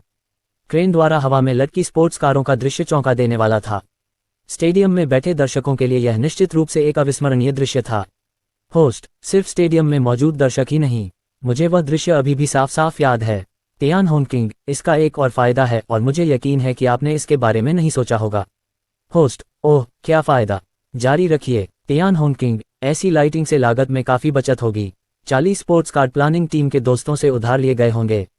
टीम को कॉन्सर्ट लाइटिंग पर एक पैसा भी खर्च नहीं करना पड़ा। होस्ट, अब जब आपने इसका उल्लेख किया है तो मैं सचमुच प्रबुद्ध हो गया हूँ। तियान होंगकिंग, हाँ, मैं ईश्वर स्तरीय नियोजन टीम की प्रशंसा से भरा हुआ हूँ। तब से मिस ली नियानवेई की लोकप्रियता के बारे में कोई संदेह नहीं था। कुछ ही दिनों में मिस ली नियानवेई की कीमत आसमान छू गई। जहां तक मुझे पता है, कम से कम 20 कंपनियां मिस ली नियानवेई के साथ काम करना चाहती थीं। और विज्ञापन शुल्क 5 मिलियन युआन से कम नहीं होगा। लेकिन ऐसा लगता है कि मिस ली नियानवेई के पास इन विज्ञापन सौदों को स्वीकार करने का समय नहीं है। मेरा अनुमान है कि उनकी वर्तमान कीमत लगभग 20 मिलियन युआन है। Host, 20 million yuan? हे भगवान, ये किसी टॉप स्टार की कुल संपत्ति के बराबर होना चाहिए, है न? तियान होंगकिंग, हाँ, निश्चित रूप से शीर्ष पर, और अभी भी बढ़ रहा है। आपको क्या लगता है कि इस लगभग परिपूर्ण पाठ्यपुस्तक सामग्री नियोजन की लागत कितनी है? होस्ट, कितना? तियान होंगकिंग, ये लाइजियांग में मुफ्त खर्च 500,000 युआन, स्टेज बिल्डिंग 500,000 युआन, ध्वनिकी 500,000 युआन, प्रचार शुल्क 500,000 युआन, प्रकाश व्यवस्था मुफ्त। 2 मिलियन युआन के साथ योजना बनाने वाली टीम ने रातों रात एक सुपरस्टार बना दिया, जिसकी कुल संपत्ति लगातार बढ़ रही है। हाथ के एक घुमाव से बादल और दूसरे घुमाव से बारिश पैदा करने में सक्षम होना योजना बनाने की यह शैली निश्चित रूप से पाठ्यपुस्तक सामग्री है। ये संगीत कार्यक्रम निश्चित रूप से संगीत कार्यक्रम नियोजन के इतिहास में दिखाई देगा। ये ईश्वर स्तर की योजना निश्चित रूप से हिट होगी। मेजबान, हाँ, ऐसा ही होना चाहिए। ठीक है, अब हम योजना टीम के नेता से फिर से संपर्क करते हैं और उनसे पूछते हैं कि उन्हें ऐसा शानदार विचार कैसे सूझा। फोन लगभग तुरंत ही लग गया। होस्ट, नमस्ते, मैं तियानजिंग वैरायटी चैनल का होस्ट वांग योंग हूँ। क्या मैं जान सकता हूँ कि क्या मिस्टर होंग की नवीनतम योजना समाप्त हो गई है? इस बार आयुष ने फोन नहीं काटा।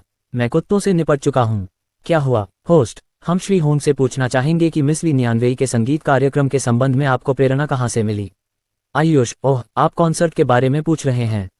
कोई योजना नहीं थी। होस्ट, ऐसे बेहतरीन कॉन्सर्ट के लिए कोई योजना कैसे नहीं बनाई जा सकती? उस स्थिति में क्या मैं इस कॉन्सर्ट को आयोजित करने का आपका प्रारंभिक कारण जान सकता हूँ? आयुष ने स्वाभाविक रूप से उत्तर दिया, कोई कारण नहीं, मैं बस बर्बाद करना चाहता था।